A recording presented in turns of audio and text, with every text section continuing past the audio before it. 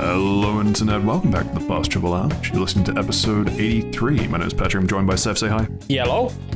And Steve, say hi. Yeehaw! Always one. It's always me.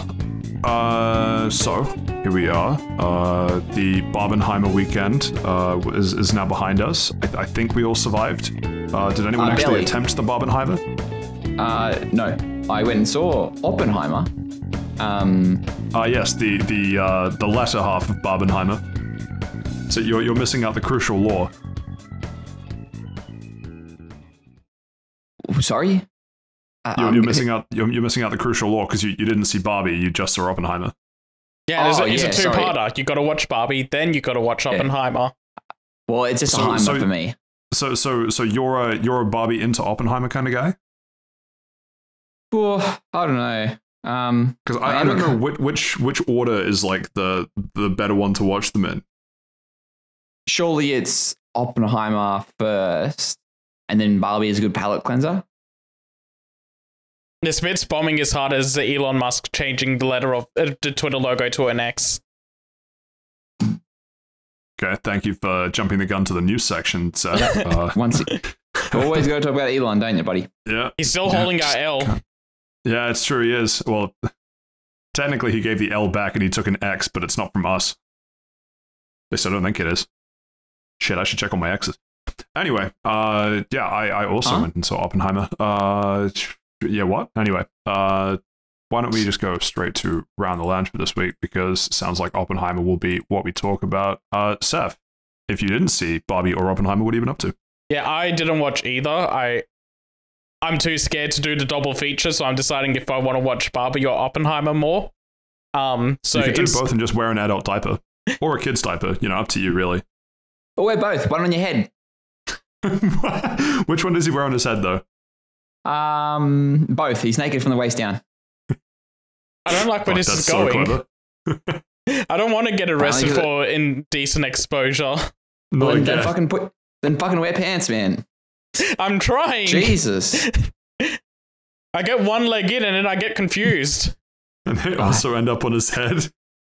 It's pants on head ridiculous. Absolutely. So there's three things I will have on my docket this week, because I realized that I've spent too much time in Final Fantasy 16, too much time shilling that game, and I will continue to do that in this episode. But outside of doing that, I've watched the recent Invincible Adam Eve special they just released. Tekken 8 had their closed network test, which I'll talk about a little bit, because I got a code for that on PS5. And Trin found out I hadn't watched the Edgar Wright Cornetto trilogy, so we watched all three of those movies. How have we not found out you haven't seen the Edgar Wright Cornetto trilogy? I don't know, it's just never come up. I've seen bits and pieces of them, but I've never actually sat down and watched them all, like, from beginning to end. I've just seen, like, the good bits of them. You're too scared to do the double feature for Barbenheimer, but you're like, yeah, let's just do the Cornetto trilogy. Did you do it in a diaper? No, I feel like I've grown and matured enough since that last diaper incident that I don't need them anymore. The crinkling. Anyway. The smear campaign will end. I'm not going to elaborate on that any further. No, that sounds good. Right, so just those? I say just those, that's three things. Whew, long episode. Okay, we'll see how we go. I mean, you're going to bring up Ragnarok later by the looks of things, and oh boy, will there be a discussion on that. You know what, Seth, you're right. What does Pat have on the Round Lounge? You know what, you go. Yeah, Pat. I think Pat and I, we can go hang out. We can do something else. And Seth, you can just talk about everything. Like, might as well. He's already jumping the gun. If you guys leave me to my own devices, I'm just going to talk about Final Fantasy 16 the entire time. And I know you guys don't want that. Well, that's why we're leaving. We're gone. Packing our stuff. Putting the toys back in the box. While putting the diapers on the heads. While doing that, I will give my final thoughts on God of War Ragnarok, which I finally finished, as I alluded to last week, as well as Oppenheimer, much like Steve. Speaking of, other than Oppenheimer, and I guess not Barbie because you're too cool for that, that's fine, whatever. Anything else of interest? I've been playing The Wandering Village, which is an early access game on that it just came to Game Pass last week, so I thought I might check that out, refresh the palette. I don't have this in the docket because I wanted to surprise you all, but I finally finished Persona 3. Very good end. I'm just going to summarize it now. Very good ending, but the final boss it just makes you grind for an extra hour and a half than what you should have to, and I just think that's you literally just need to get good. It is a skill issue if you do not have if you don't have a level 99 Orpheus, you played the game wrong. You play times probably like 1,000 hours and get fucked. No, I finished that game at like 80 hours, I think, with the 99 Orpheus. Mine was at 60, and your last 20 hours are probably grinding. I know which one I'd want. No, it's that extra 20 hours is actually having a game and not a visual novel. But the game's the same. Anyway, it doesn't matter. I'm not getting into this. Fuck you. Yeah, so The Wandering Village and Oppenheimer. Nice. Well, because I've always been doing my Ragnarok updates first, we'll do the large and possibly final Ragnarok update first, because fuck you, that's why if you're upset, wear some more diapers on your head. So what? I've been drip feeding little tidbits of information about Ragnarok as I've played through it.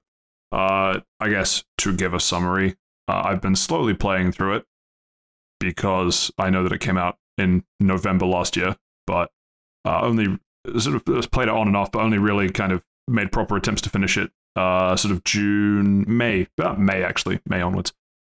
So all the little drip feeds of stuff that I've given have been like, oh, I really liked when this story beat happened, and so that's basically the same. So the story overall, fantastic, 10 out of 10. I'm a big sucker for the sort of mythological storytelling-y type, those sorts of stories, and the amounts of dialogue that they give to just all of the characters that pretty much like it was weird. It was honestly weird that while going around, so I 100%ed it. Probably should have said that up front. 100% of the game, so I am effectively done with the game as far as me wanting to play it. 100%ing it in the trophy sense. That I know there are a couple things that I could do, but I really don't want to. Yeah, getting to platinum is all that matters for the 100%. Yeah, exactly. But it was weird while getting the 100% that for the first time I was on a boat and Mimir didn't talk. It was just me rowing in silence, and I gotta say, it's an odd feeling. Because there's just so much dialogue that no matter how far through the game I thought I was, he would always say something. And I did notice, particularly towards the last couple sections before the ending finale, that he was repeating a couple of, not stories, but like a couple dialogue lines, mostly because it was in Vanaheim the whole time, and I assume it's just contextual for that.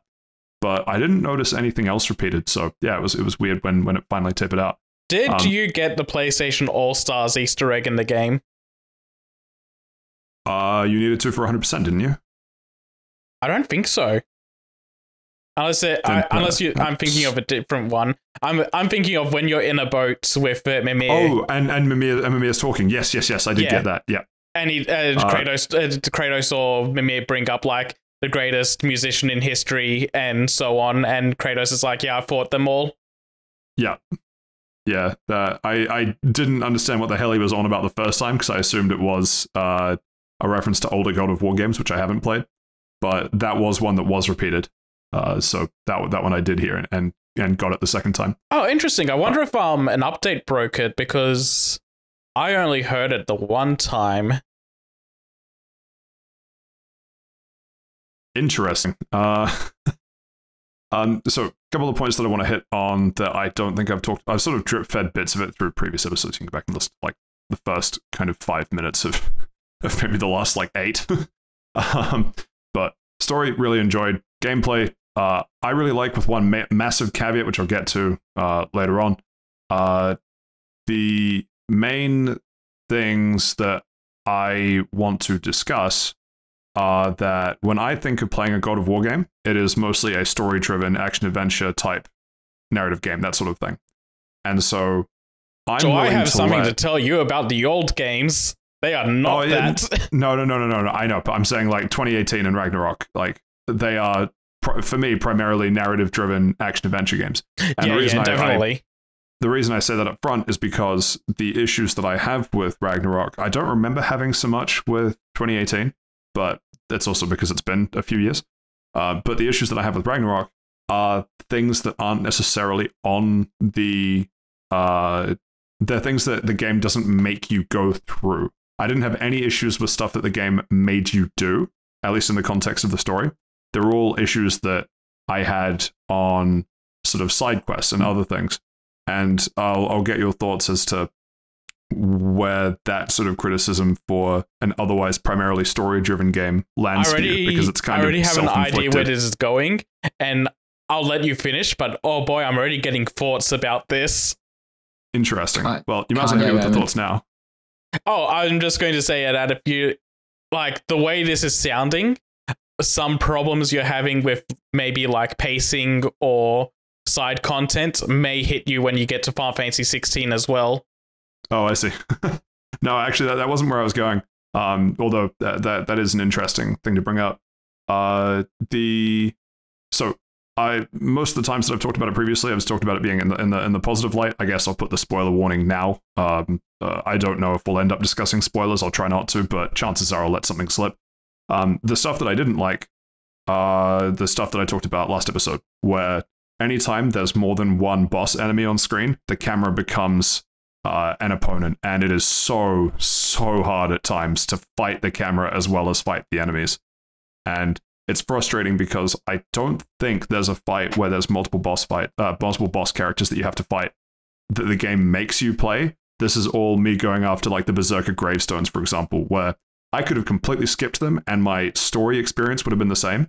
And that's what I think the main driving force of a game like Ragnarok is.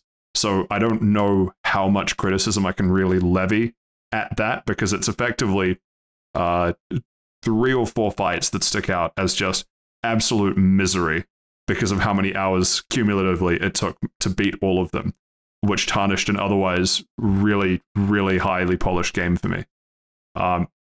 The sort of secondary point to that is that I bring this up. I sort of have to bring this up as the caveat point, like every time I talk about something negative. I really like games where they're sort of consistent, or games that at least try to be consistent. And so when you're in, I guess what I'm trying to say is almost all of my issues are around the Berserker fights, but within the Berserker fights, there are a couple in particular that have multiple things to fight, and those are the ones that suck the most. But it's annoying to me when you have a companion, but the companion, the game treats your companion as a main character most of the time, but then as soon as there's a boss fight or anything where your companion could really help you by drawing aggro, or an enemy could choose to attack your companion or you, it seems like the game conveniently forgets that you have a companion. And yes, I know Atreus has like got attracted aggro, caught aggro. What's the... Seth, help me out. What's the term? I'm actually not sure what it's called. I thought it was just, doesn't he draw some aggro? Draw aggro. That's the one I was looking for. Yeah. It was the word draw that I was missing. He's DPS. Yeah. But he should be a tank. He's the tank. He's the tank. Sorry, the tank. He should be.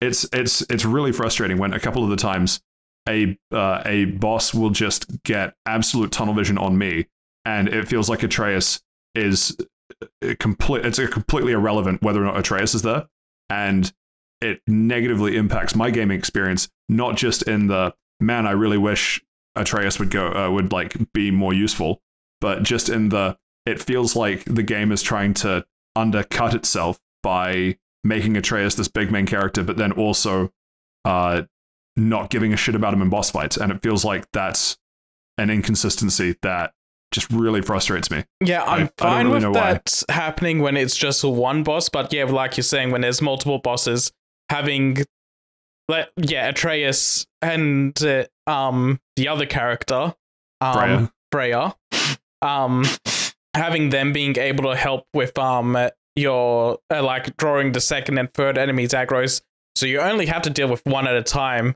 and you can have strategies where the bosses will change up who they're aggroing at any given time to like mix up the fight a little bit. That would be fine. But yeah, sometimes it feels like they're not contributing at all. Yeah, like there were a couple of fights where I'm just getting the shit kicked out of me by 2 bosses, and Atreus is just standing there yelling at me. and it's like, why are you here? Honestly, what is the point? So it's an interesting point. You say how like Atreus draws aggro, because it's if it's anything like the first one, it's not like as if Atreus has a health bar. So him drawing aggro, it's not like a conventional party member, like as in like if it's an RPG where if Atreus goes down, that's it. Or you have to spend time either reviving him or no. But this is more in the sense that you're in a boss fight that has two boss opponents that you have to deal with. It's not like a boss and some mooks. This is actually just two bosses with two health bars, and Atreus isn't pulling his weight in holding aggro for one of them while you deal with the other. It's just the other two will tag team you, and Atreus is just in the corner yelling at you, "You're about to be hit, dodge, or you're on fire, do something you're about on fire, that." Kratos, yeah. You probably already know that. Thanks, Atreus. Thanks. Fucking get my belt. It's more. So I get where you're coming from, Steve. The thing that is frustrating is, so I spent a lot of time on one of the Berserker fights where you're fighting two of them, right? And what I noticed really early on, if by the small percentage chance that it happens, Atreus draws one of their aggro for like 5 to 10 seconds, I get one of the health bars down to like a quarter. But other fights, that just won't happen. And it's so inconsistent that it becomes I would just have to keep trying this boss fight because eventually the stars will align, Atreus will draw aggro for like 10 to 15 seconds, and then the fight has a way higher chance of succeeding. Yeah. And the fact that I have to rely on that feels shitty. It feels like it takes away, like, yeah, okay, skill issue, fine. No, you're right. I do think that it's... Sorry, is painful. You're completely right. I think it does come down to just that feeling of, the stars have aligned and allowed me to beat the bosses instead of you overcoming it. Like, you learn their moves, you can do everything you want, but there's only so much you can do to alleviate dodging, and then on your recovery frames, the other boss threw out a move that hits you. Yeah. It just becomes the point of, this was the perfect run where the other boss was just distracted enough that I got to actually do my game plan. That's more what I mean. And when I say that it feels frustrating because it's like sort of logically inconsistent, half of the story is talking about how much Kratos loves his son and things. And fine, story context, Atreus plays a huge role. That's all fine, whatever. Wish the game gave me a reason to love Atreus. Genuinely though, so much of this is all I'll say about the story. So much of the first third of the story is Kratos going, I don't understand why you're mad at me. I wish you would talk to me. And Atreus going, no, and then getting himself into trouble continuously. Okay, I'll be slightly fair. They're both doing that to each other. I think Atreus is way worse. Atreus is way worse about it, but Kratos is also doing it to Atreus. And a lot of Atreus's thing is Kratos won't open up to me, and in turn that makes him not open up to Kratos. But I still think there's an extra level of what the fuck are you doing, Itty, when Kratos might do it to Atreus, but the consequences of him doing that to Atreus aren't that big a deal. Whereas Atreus goes and basically fucks over the gang in a few different ways, and every time he's like, man, I can't believe my own actions got me into this mess. Damn, anyway, maybe best 2 out of 3. Let's just run it back. Let's try it again. And it's just like, hey, he does that in the first one as well. That whole weird section where like he finds out he's a god, and then he's like, he literally just apes out for a bit. Yeah, he just power and then trips. It's like something bad happened, and it's like Kratos literally spent the last half an hour telling you to shut the fuck up and to not do that. Yeah, genuinely. And the same thing happens in Ragnarok, and it's just like, I really enjoy the story overall. I really do, and I'm so glad they got all of that bullshit out of the way in the first half, because man, were there times when it's just like, you're like, it's not even fun to play as Atreus when he's doing this, because you just know that for the purposes of the story, he's going to go do something to fuck you over as Kratos. Yeah, it's really that first third to first half of the game is just really drilling in that Atreus is all up himself because he's seen the Giants' visions and he knows they have grand plans for him and he wants to live up to that. He's like riding high on being important, and it takes him fucking up so harshly to finally get him out of that phase. Yeah. And it's Yeah, why genuinely. It's why Sindri at the end when Ragnarok is happening, he comes out of the portal, looks Atreus dead in the eyes and goes, "Is this what you wanted?" And it just hits so hard. See, I'm pretty sure because I'm pretty sure what he said. There were a couple points. There are a couple points during the Ragnarok finale when someone will make a comment to Atreus about something, and I'll just be like, "Yeah, like I agree." Yeah. It'd be weird if literally everyone warned you about you not wanting this. Pretty much. Yeah. So the Berserker fights and the follow up thing that I want to say about the camera. If this is I'm specifically thinking about two Berserker fights, one where you're fighting 2, one where you're fighting 3, but it was really bad with the 2 of them because the 2 are highly mobile. Every time they crossed over, your camera was like, "Oh, you want to switch aggro?" No, I didn't want to switch aggro. And so it just changes who I'm locked to, and then it's just like, because usually they cross because one of them is powering up an attack, and if the camera drags focus away, ooh, it hurts. Lost many a good run to that. I'm just throwing this knife out there just to essentially hit anyone that it could possibly hit that's listening to this. You know what game does that really, really well? Final Fantasy 16. No. Kingdom Hearts 3. Kingdom Hearts 3, one of the last boss fights is fighting 3 bosses. And what they do is that they essentially highlight the enemy that's going to aggro you in purple. And the other 2 go and fight your party members. And they'll switch out and they have like a switch out animation and attack sequence. And it actually does it really well where you get to actually go through the 3 bosses properly.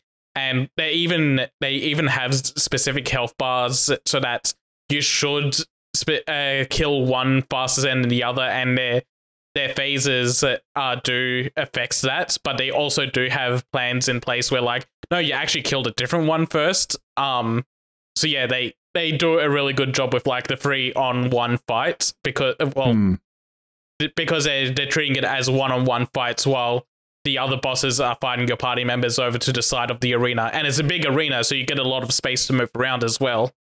Yeah, I think that in hindsight would have been a much more enjoyable way to play some of these boss fights because it really does just feel like dumb luck sometimes between having a good run and having a bad run. Like I've had runs where I start the fight, I'll have one attack just clip me, and then during my recovery frames, I just get 100 to death between the 2 of them, just deciding to attack me in various, like just 0 counterplay. I just put the controller down. There's nothing I can do. Yeah. And that's life. Like I'm okay with that if it's every so often, shit happens. It's fine. But then conversely, Atreus draws aggro for like 10 seconds and it's like, oh shoot, I got one of them down to like 1/5 HP and the other one's on half. Like suddenly the fight's gone very differently. Yeah, anyway, I think it's a 3-person fight, like the 3 enemies that they start throwing the elemental balls. Yeah, the elemental balls. And your only option against... Guess what? only at you. They never throw them at Atreus. Or they never threw them at Atreus for me. And your only option to get rid of them is to throw your axe at them or throw the chains at them or something. And it's just like, yeah, this is really hard to deal with when the camera's up my ass. I can't deal with the other bosses in time. And this tracking fireball is coming at me. Yeah, thank you for bringing that one up. I'm not going to say anything more about that fight, but yeah, frustrating as shit. Absolutely filtered. Yeah, frustrating as shit. Wish they would just even remember that Atreus is a human being or just a person. To target just once. I don't think using Atreus's arrows even deals with them. It has to be you throwing a weapon at them. It has to be you.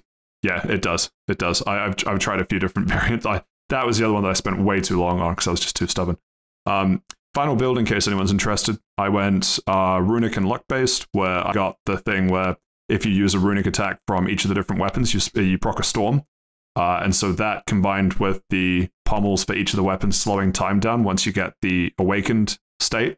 Very fun, very high damage. I really enjoy the build. Yeah, there's fun stuff you can do with the builds. I engaged with it a little bit, but by the end of the game, I just really focused on getting a pommel that I liked, and in the armor, I just did the fully maxed out default armor. Interesting. I ended up going for the berserker armor of popping your relic.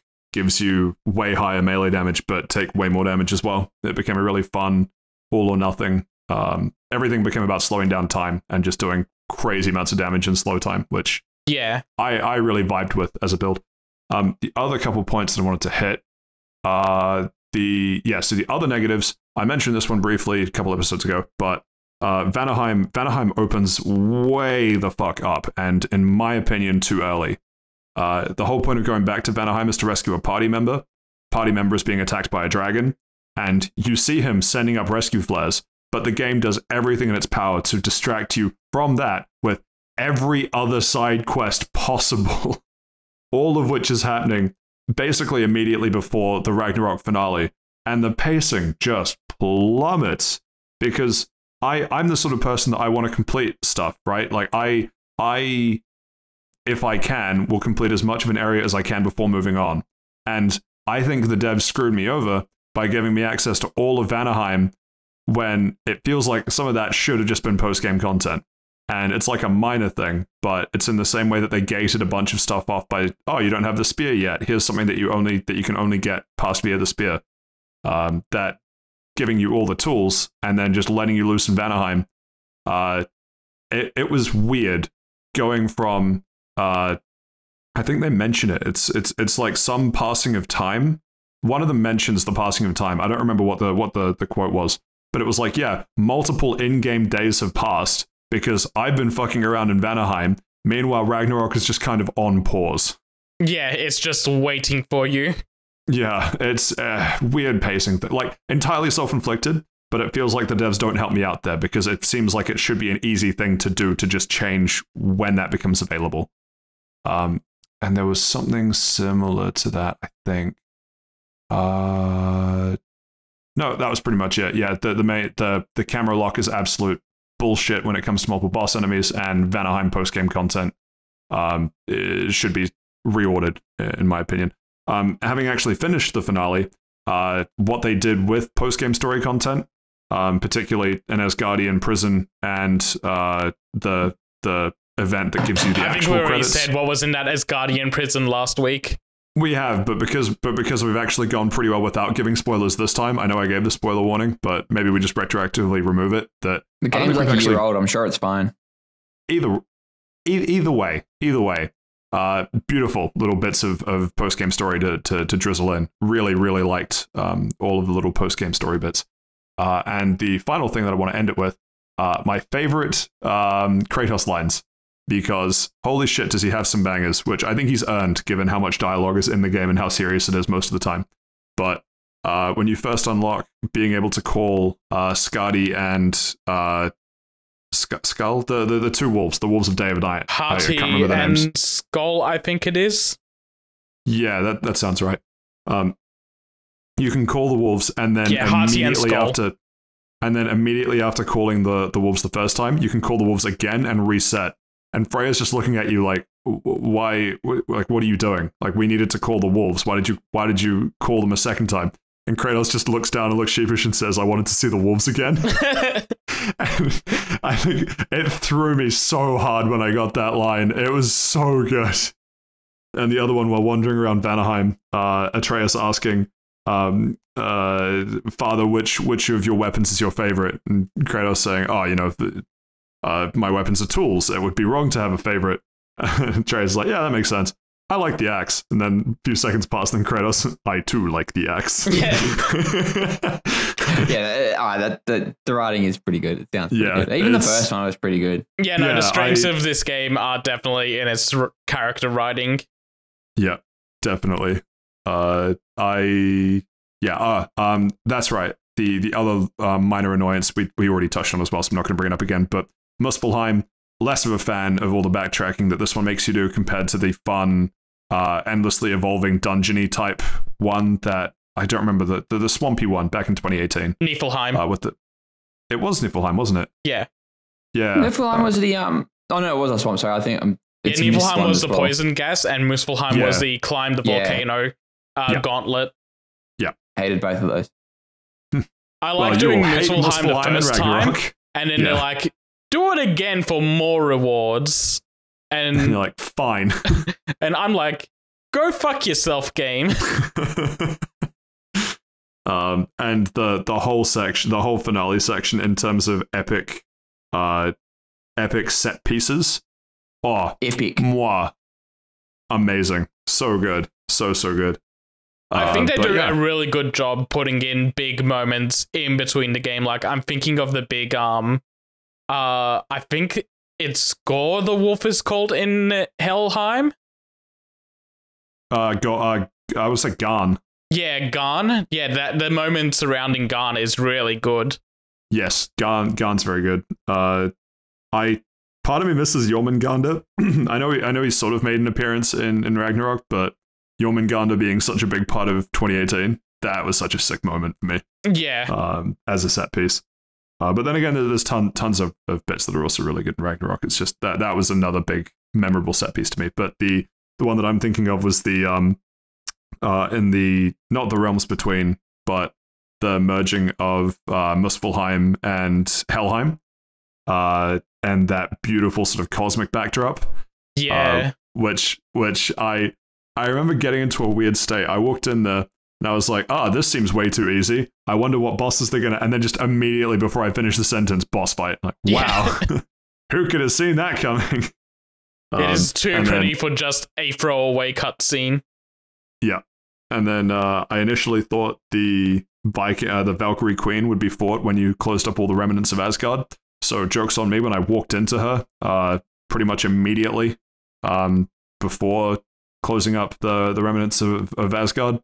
I talked about this last week as well, but did that fight and I've had a way more enjoyable time than Berserker King and a few of the other boss fights. But overall, I'd say it's a solid 9, possibly even a 9.5 if it wasn't for those basically 4 moments of multiple boss characters just dragging it way the hell back for how much it just frustrated me by the end of it.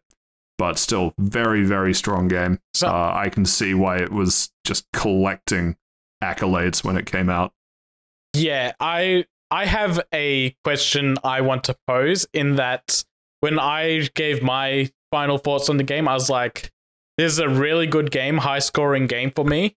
I would never play this again. I would never replay this because there's just too much, and the way that the game is structured, I don't think I'd want to go through it again. Like, especially thinking back on Angry Boda Swamp. I love Angry Boda Swamp. That would just kill a replay. Yeah. And I want your take on that. How do you feel? Agree. Totally agree. I put it down once I got the platinum, and I felt at peace. There was nothing left in the game that would draw me back to play it again. You didn't even feel burnt out or anything? I felt more burnt out at the end of the Vanaheim content, which I got out of the way before the Ragnarok finale. Yeah, okay. Which is its own pacing problem that I already talked about. But that was the most burnt out I felt, was that part where it's just like, oh, you finished the side quest? Here is a side quest.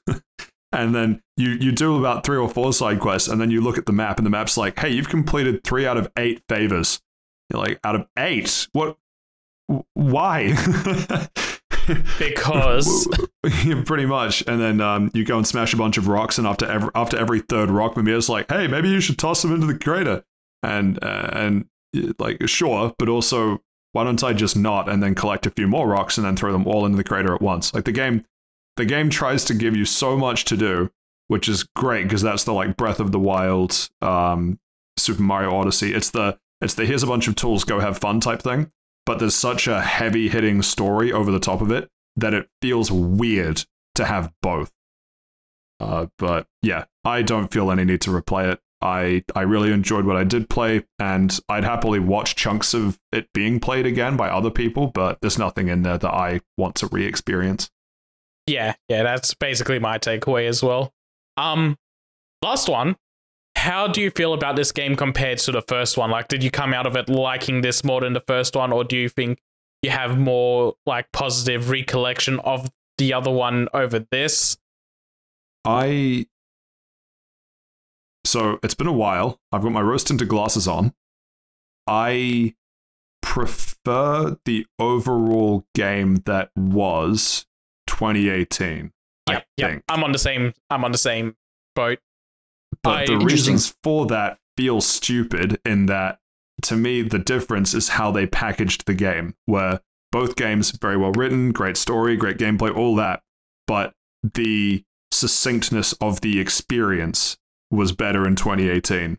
because here you play through the story, but then every so often, let me just get distracted by, like, I went to a random part of the Lake of Nine just because I wanted to see what the question mark was on the map. And the game's like, oh, I see you're here. How would you like to spend the next 4 hours exploring here? And it's such a disengagement from exploring, because I think the difference is I was exploring the world for the first time in 2018, and it felt meaningful to explore the world while I explored it, because the overall story was very impactful, but it wasn't a this is the end of the world moment. Ragnarok is straight up telling you this is the end of the world moment. How would you like to go exploring? Yeah, there is a throwaway line that kind of helps with that Ragnarok one. But no, you're right in that the overall package, like, Ragnarok is a super massive, huge game, and there's so much to do in it. But I think that also comes to a detriment of, like, as an overall game, while it's probably you're feeling more fulfilled by the end, 2018 just feels like a more focused product. Yeah. And even like sorry, specifically on my side, there's a lot of gameplay changes in Ragnarok I just do not agree with, and think that 2018 did better. Yeah, I didn't notice so many of the gameplay changes. I enjoyed the sort of build system. I mean, I played fucking Monster Hunter for fun, so that was right up my alley. But yeah, the big one for me is that they broke down the shield into like 3 or 4 shields when the one in 2018 was perfectly fine as it was. So they broke something that didn't need fixing by removing your options. I can see that as a complaint. I don't count that as a detrimental thing because I found a shield that I liked and I didn't have to change. But the shield I liked is a shield from 2018. Yeah, well, fuck you. No, like specifically, like the shield I liked in Ragnarok was when they specifically go, "Here's your old parry and counter mechanic back," and I'm like, yes, this is what I've been missing this entire game. Yeah. Also, because I don't like to double tap the shield button to attack move. I like that just feels awkward to me. And yeah, so not having to rely on that as much was a big favor for me. I think to summarize the succinctness of it, like, Steve, this is probably an efficiency thing that you would appreciate. I think on the 100% mark put 59 something hours. I don't think I quite hit 60, but it would have been getting close. Big one. Yeah, 100%ing it, right? 10 of those hours were slamming my head through boss fights, waiting for stars to align. So, all right, let's put it down to 50 hours. To tell someone, I want you to experience everything the game has to offer, it will only take you 50 hours. I think the best parts of that would comprise maybe 20 to maybe 20, let's say 15 to 20 hours. 15 to 20 hours of that game are you're going to remember this is awesome. And the rest of it is not filler, but it's just moments that take you from one cool piece to the next. And if we did the same math on 2018, I don't remember what my playtime is, but it sure as hell wasn't 60 hours. Mine is 60 for the 100%, but I think I let that game idle a lot.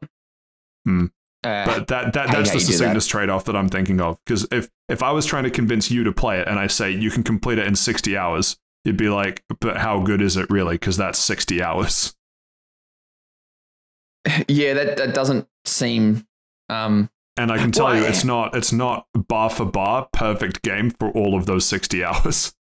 Yeah, and I think it's more like it gets into like a repetitive type of motion where like the combat's pretty much the same, the exploration's the same. Like, I haven't played the second God of War. I haven't played Ragnarok.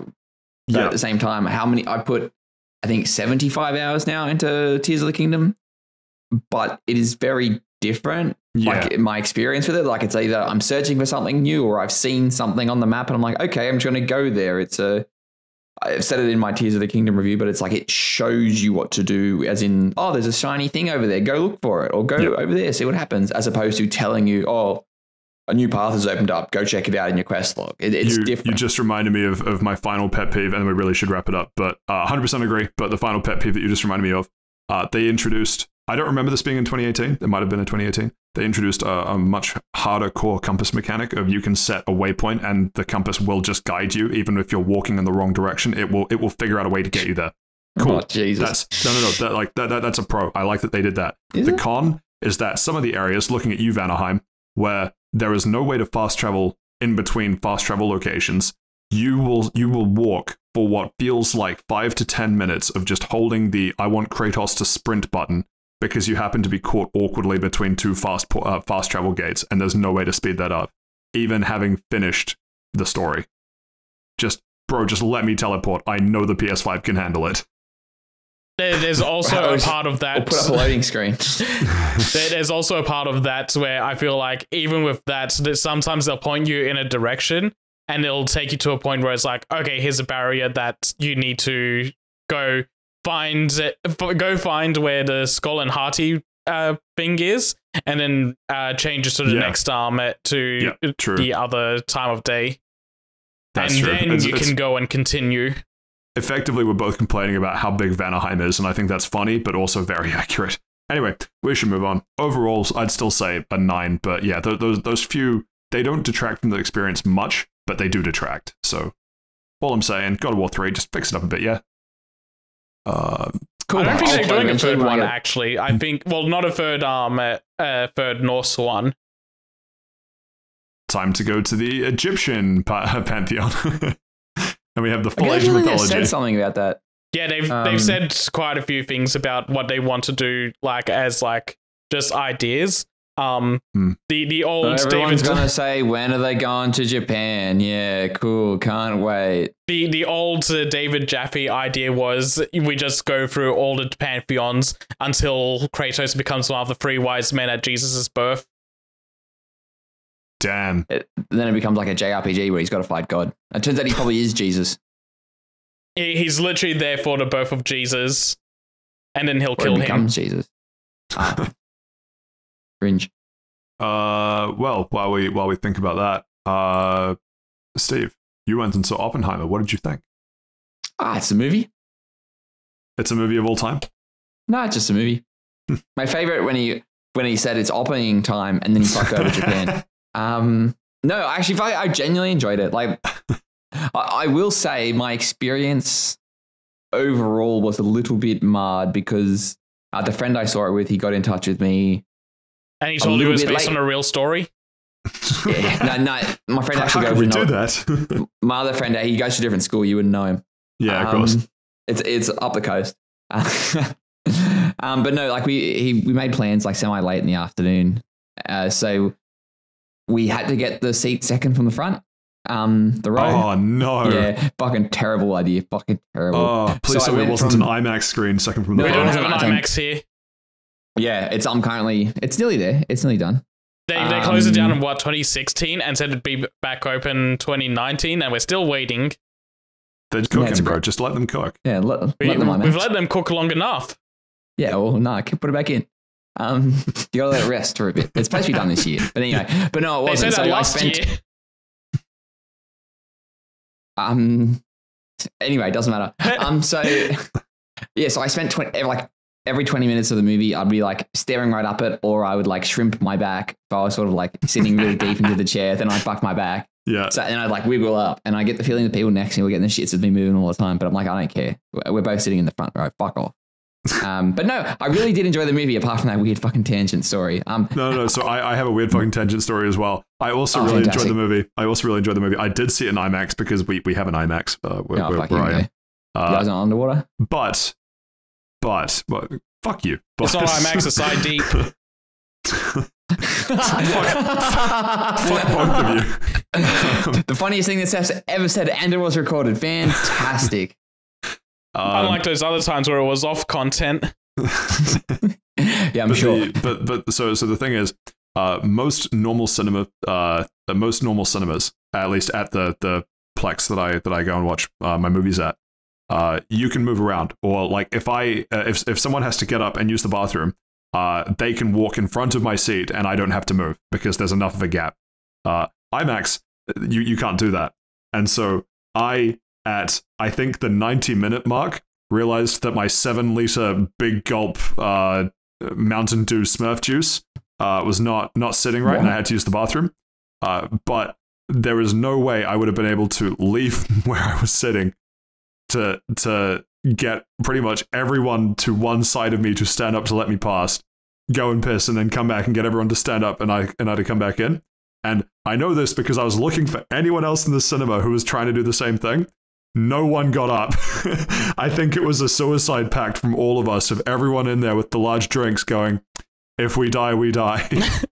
So that scene from The Simpsons where Grandpa's kidneys blow up.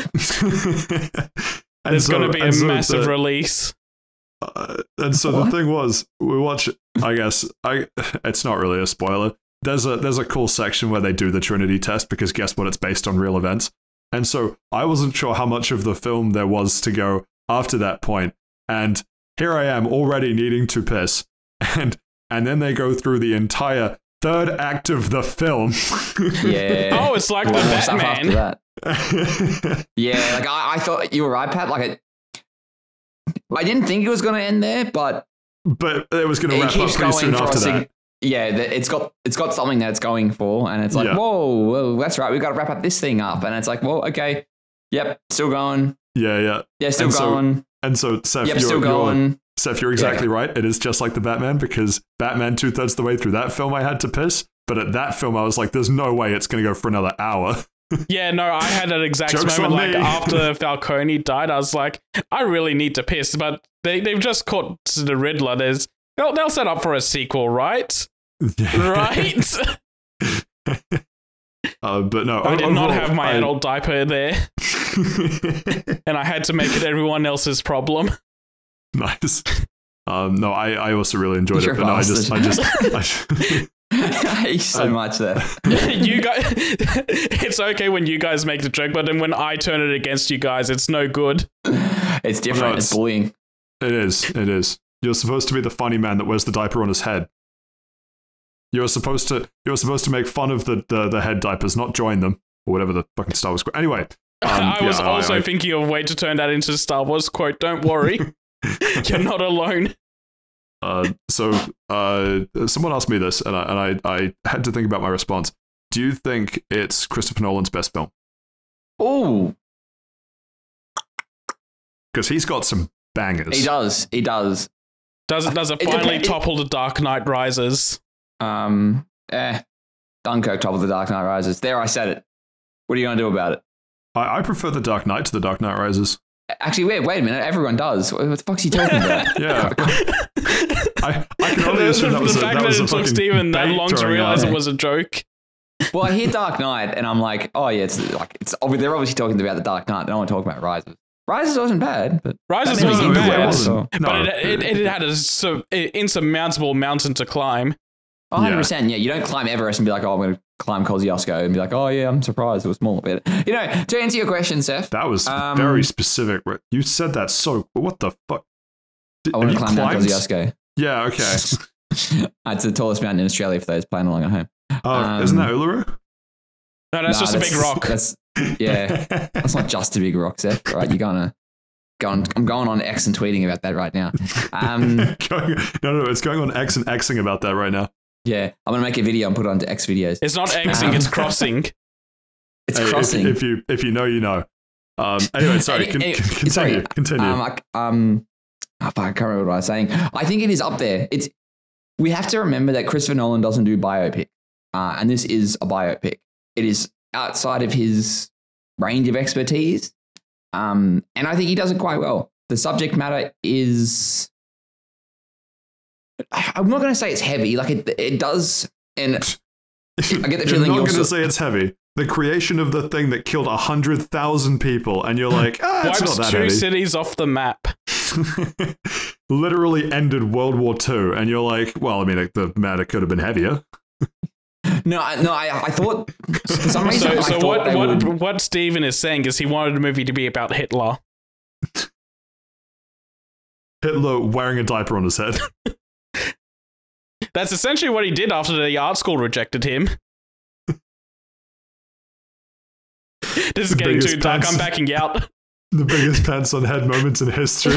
This is getting way too dark. I'm backing out of this joke now.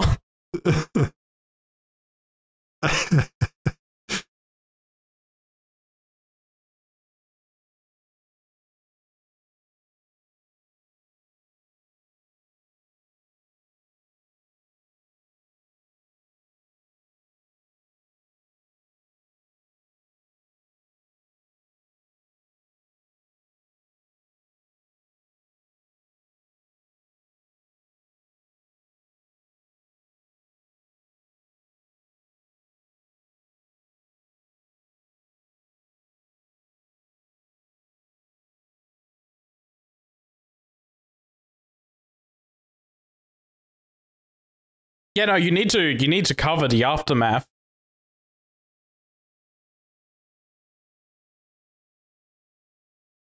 Yeah.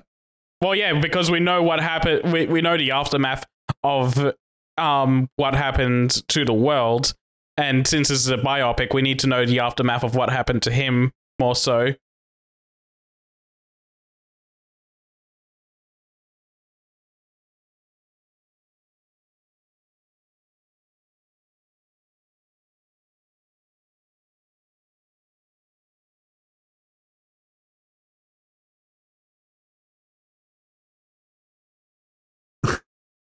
And you really needed to piss.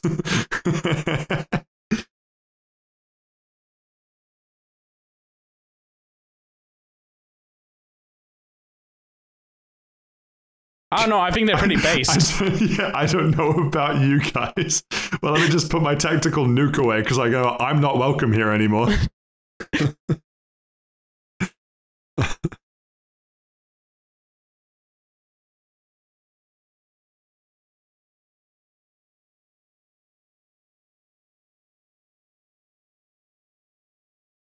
He was kind of preachy though. Like that was his whole shtick. He was preachy about sort of communism before creating the bomb, and he was preachy about sort of the nuclear deterrent idea after he created the bomb. He was just sort of a preachy guy.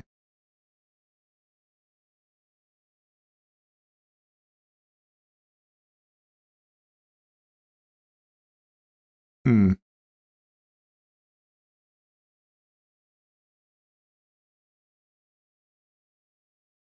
I think for me, maybe this is perhaps a slightly weirder take. I studied physics for 4.5 years.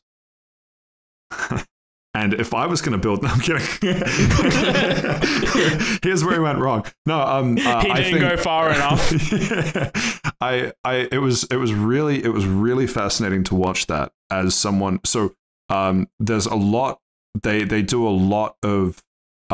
They don't do a lot of exposition, but they do a lot of kind of just in the background, people drawing waveforms on like blackboards, and the discussions of like whether it would incinerate the atmosphere and all these other sorts of things that like I have more of the understanding of the physics side of it, and I kind of know the broad strokes of the story of Oppenheimer, but allowing for a little bit of dramatic license because I don't know, like I'm sure there's like a lot of, it's based on a book called American Prometheus. But I don't know if there's any liberties taken with trying to make the story, embellish the story in little bits. In some places, I'm sure there sort of has to be, Make it more exciting for people like Steven.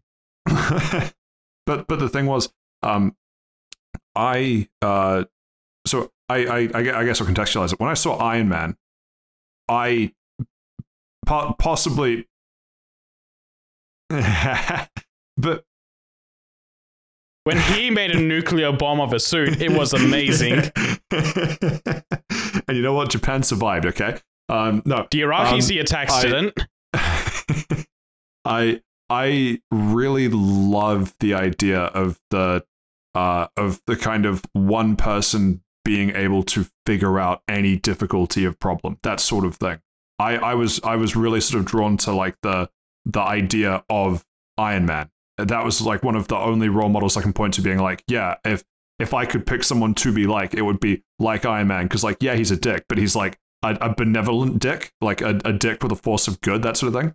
And so it was really interesting watching Oppenheimer, because Oppenheimer, in a similar sort of vein, they have Niels Bohr in there, they have Albert Einstein in there, they have all these physicists that like I know the work of, and how crazy.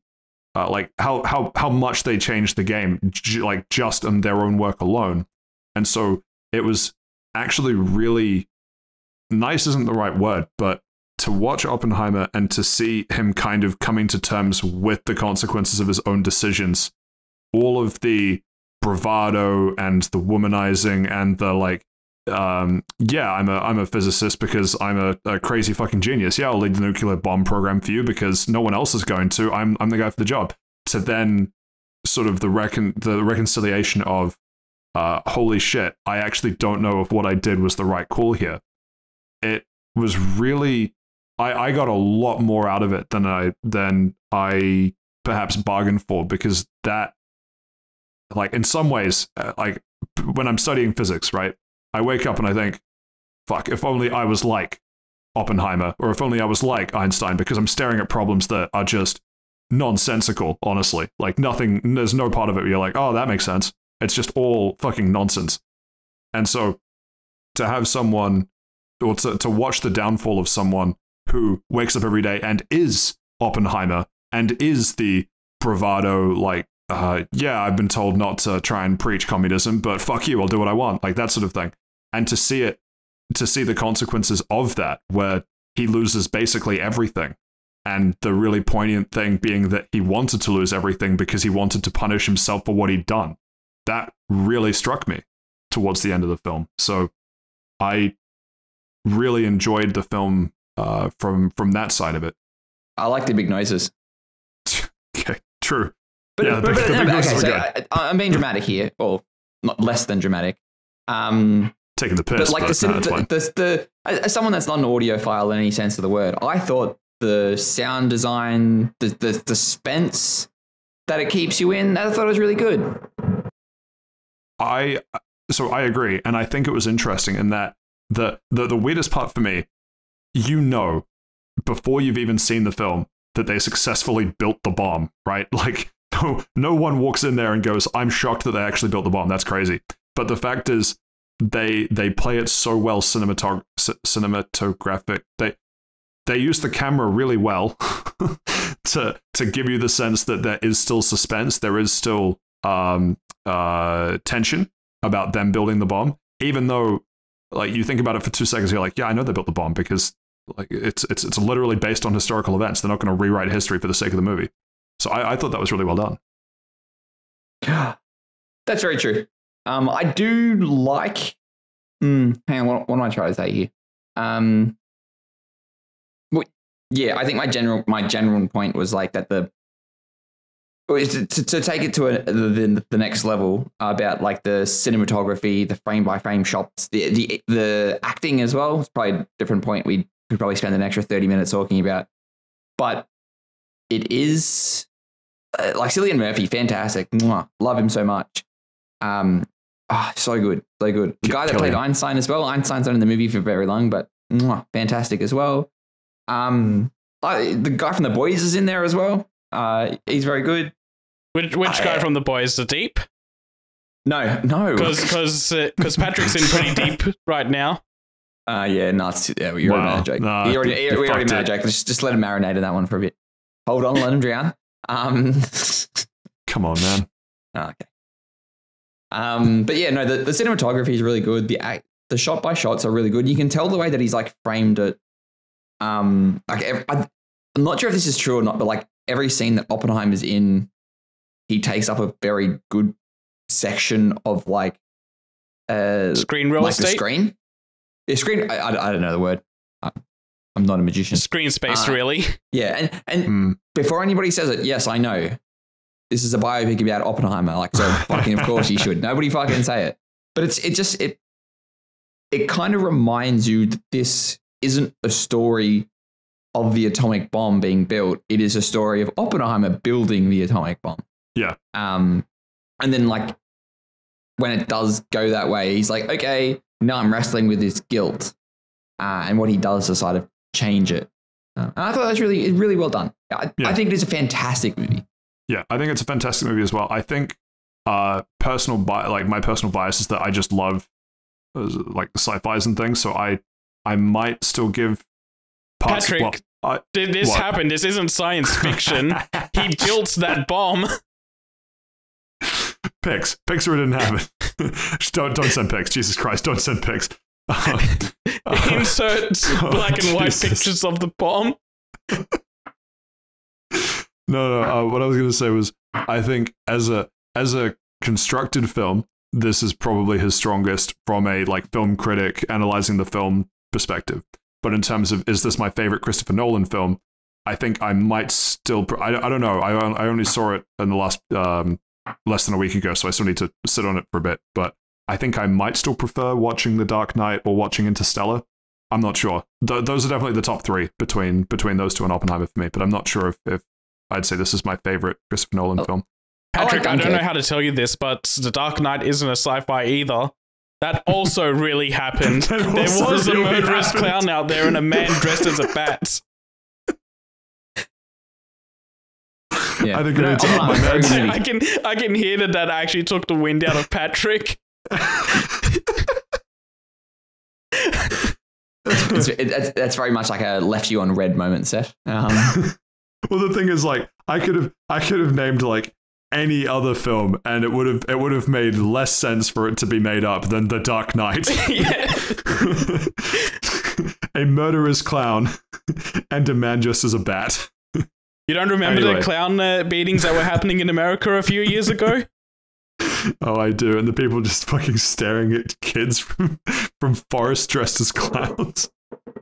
Oh man, what a time. Can't believe we lived through that timeline. Anyway, yeah, Oppenheimer, good film. Go and see it. Maybe go and see Barbie at the same time. I'm not sure. Definitely recommend wearing a diaper though, or at least don't go and see it in a cinema where you can't awkwardly shuffle past people to use the bathroom. Okay, one last bad joke. When you say go see it at the same time, do you mean in like the watch Family Guy funny moments and Subway Surfers at the same time sort of deal, or do you just advise people to go and see them on the same day? What the fuck is what? I don't know what he's doing. Just hang on. Let him be. It's a bit, but I don't know where he's going with this. Because you said watch them at the same time. I'm saying should we watch it like Family Guy funny moments and Subway Surfers on the same screen, sort of same time? Yeah, podcast boring. Definitely do that. Yeah. Well, fuck it. I know that I just threw out a 9 for Ragnarok, but yeah, fuck it. I'll give Oppenheimer a 9. A week full of 9s. We don't believe in perfection. We don't believe in perfection here at Fast Travel Lounge, and we don't give it a half mark, so it's a 9. The perfection would have been me not wanting to piss myself for an hour. Well, my brother in Christ, that was self-inflicted. Yeah, like, it's a 3-hour movie. I'm going to drink an 8-liter sugary drink. Oh no, I got to piss. No. All right, in my defense, it wasn't actually 8 liters. I just thought the mental image would be funny. Just me chugging 8 liters of Baja Blast while watching a man build an atomic bomb. You're doing the same thing that Oppenheimer did in the movie. Oh no, I dropped a nuclear bomb on people. No. But it wasn't on people, it was on himself. Yeah. You were Hang on. You were Japan. The Mountain Dew was the nuke. No. And your drink was Steve. I said it. Seth is on his knees begging and crying right now. Don't make me get the black and white images of the nuke. Actually, I'm not going to segue that, actually. Fuck that. Tekken 8. Good old Tekken 8. You know, I was going to try and make a joke about nukes and that, but I'm pretty sure there are actual moments in that. Yeah, no, in the Tekken 7 story, they literally drop they have a laser from space hit one place, and then Kazuya, as revenge, literally shoots his own laser back up into space and knocks a satellite out to crush an entire city. Tekken story is weird, man. Story might have been weird, but how was the closed network test?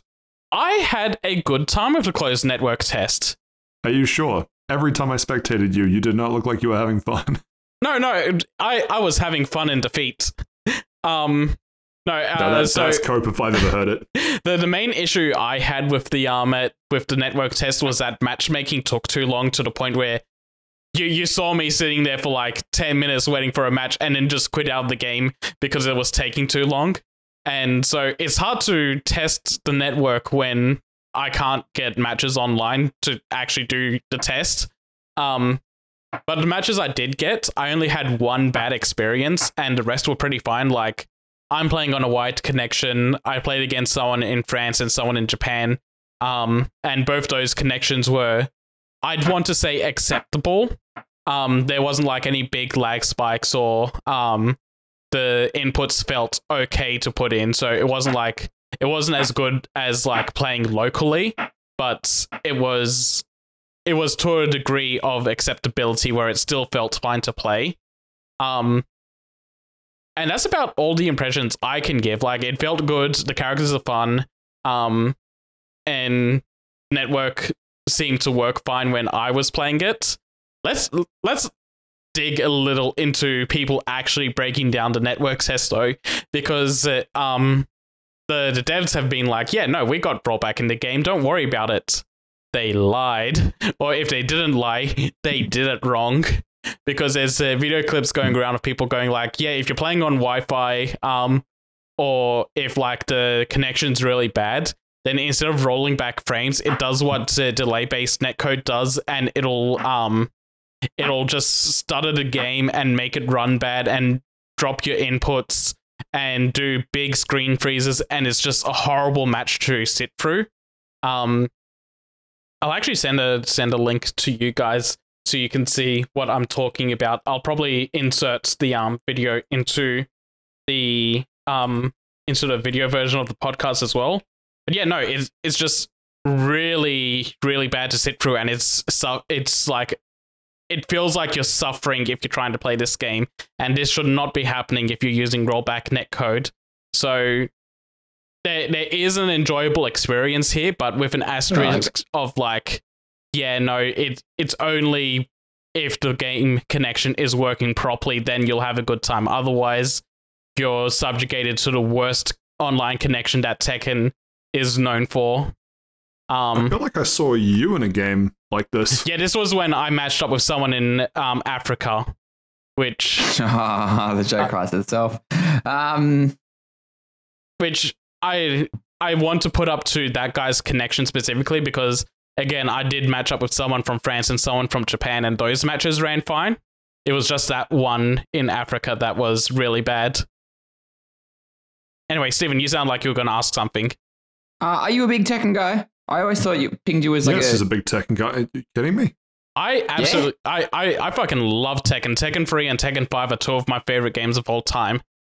Tekken 4, 6, and 7. I'm not a really good player. I'm just like good at playing with my family who are on like a bad skill level along with me.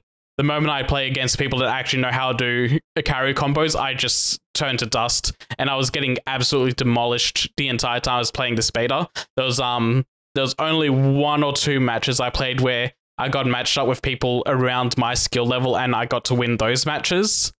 But yeah, going against anyone that actually knew a character's combos, I was trashed handedly. It just became a matter of, can I avoid getting perfects KO'd? Okay, hang on. What am I trying to say here? What I really was trying to say is, when this game comes out, are you going to get it? I will, yes. Okay, rats. I was going to make fun of you for Street Fighter. Okay. Yeah. Hang on. What am I trying to say here again? Part 2.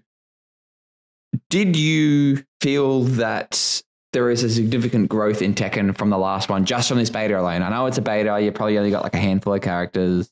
There were those network problems, which you're going to get anyway. What are your thoughts? No. And like, it's not a massive build up from Tekken 7, but Tekken has kind of just been an iterative game where the graphics get better with every entry, and they try to make improvements to getting people into the game. And yeah, the stuff that they did for Tekken 8 in this beta already is really nice, because they give you like 11 combos that you can try out in your move list that you can just practice through and get a good idea of like how to do a simple string. And those help a good way in like learning how the combo structure of the game works. And Tekken doesn't usually ever have that. So that's like a step in the right direction of bringing people in. They've also added a new simplified control method that you turn it on and then you can just mash buttons to get simple combos out. I didn't experience that myself. Like, I didn't use it. I've seen some people use it and it seems okay, but it also seems really limiting. So I can't speak too much on that. It's all just about like this network test itself is just like, yeah, no, actually, no. I do want to get into one thing. The new mechanic they added to 8 called the heat mechanic, where you press you can press R1 on a controller and you get powered up. You start doing chip damage to your opponent, and it lasts like if you're not doing anything, it lasts 10 seconds. But every time you throw out attacks, it pauses that timer, so it can last quite a long time if you're doing strings and putting people into block stun. The amount of damage this does and the amount of chip damage you get off absolutely demolishes this game. Like this mechanic is supposed to make the game more aggressive and get newcomers more interested in just being up in everyone's face and pressing buttons to do cool looking things.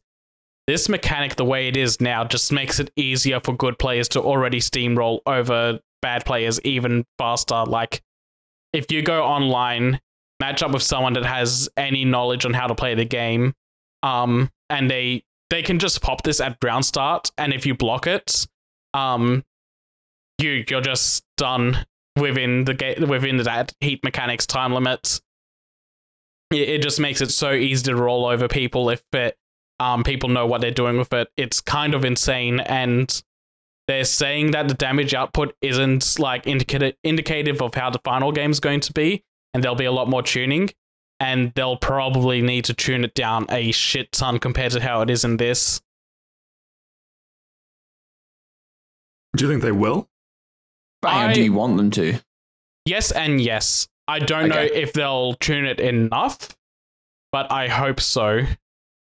Because a lot of the things that people don't like about fighting games playing online is like, oh yeah, I'm new, I'm going to try out online a little bit, and then they get rolled and then they're like, okay, this isn't for me, I'm done. This will just make that entire process go so much faster for a lot of people. As in they get rolled faster? Yeah, they'll play a game, they'll get instantly demolished because of this mechanic, and then they'll drop the game right away. Filtered, get good, skill issue. Yeah, pretty much. It's just, it's one of those things where you want to avoid giving people that feeling as much as possible, and Tekken's going the opposite direction of actually we added something in and this is going to make people run away from the game even faster.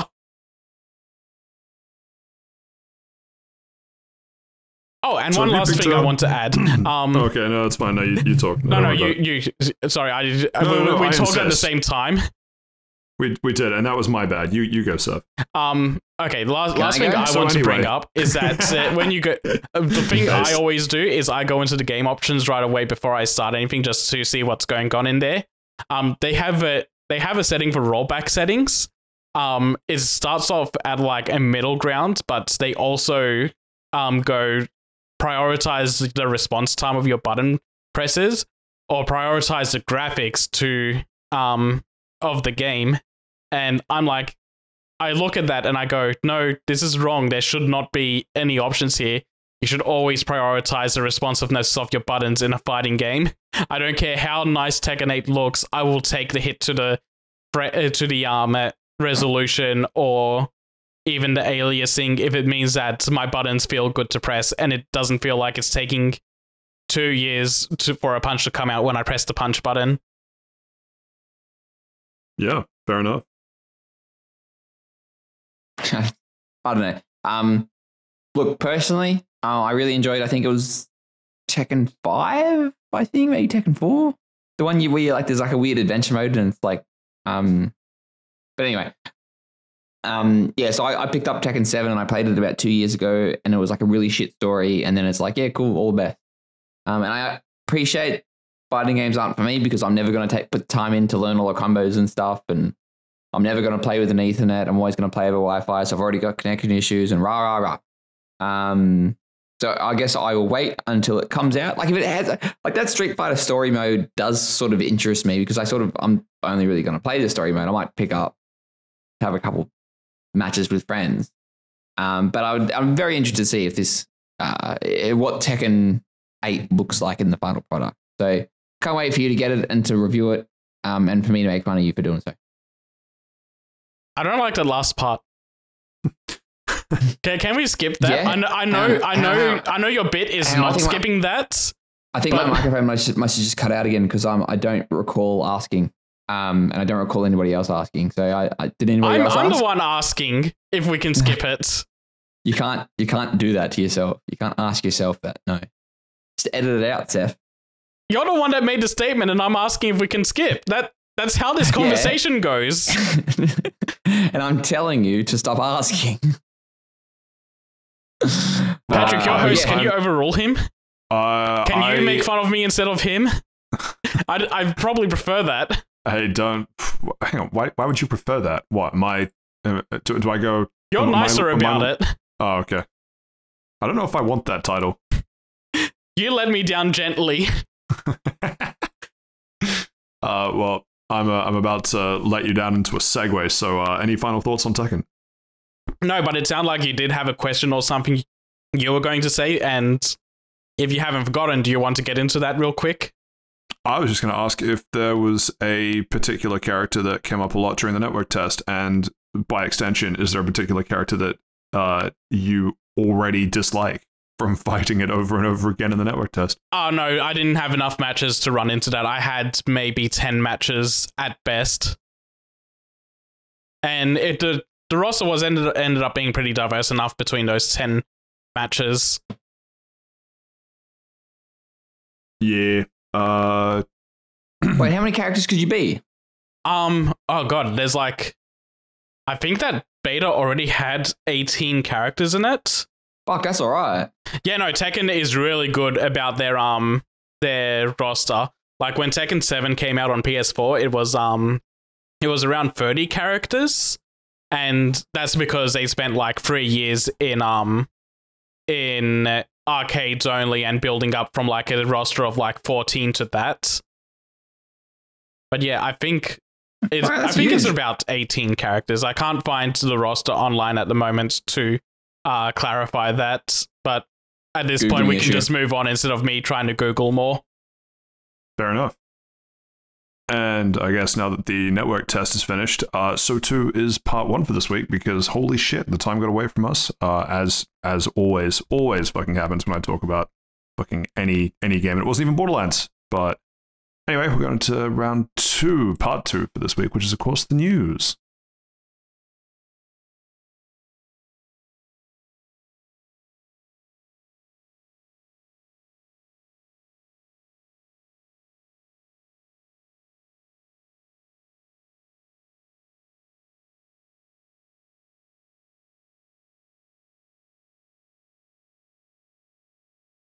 And starting off, I bought Remnant 2 for PS5. Big news, big news.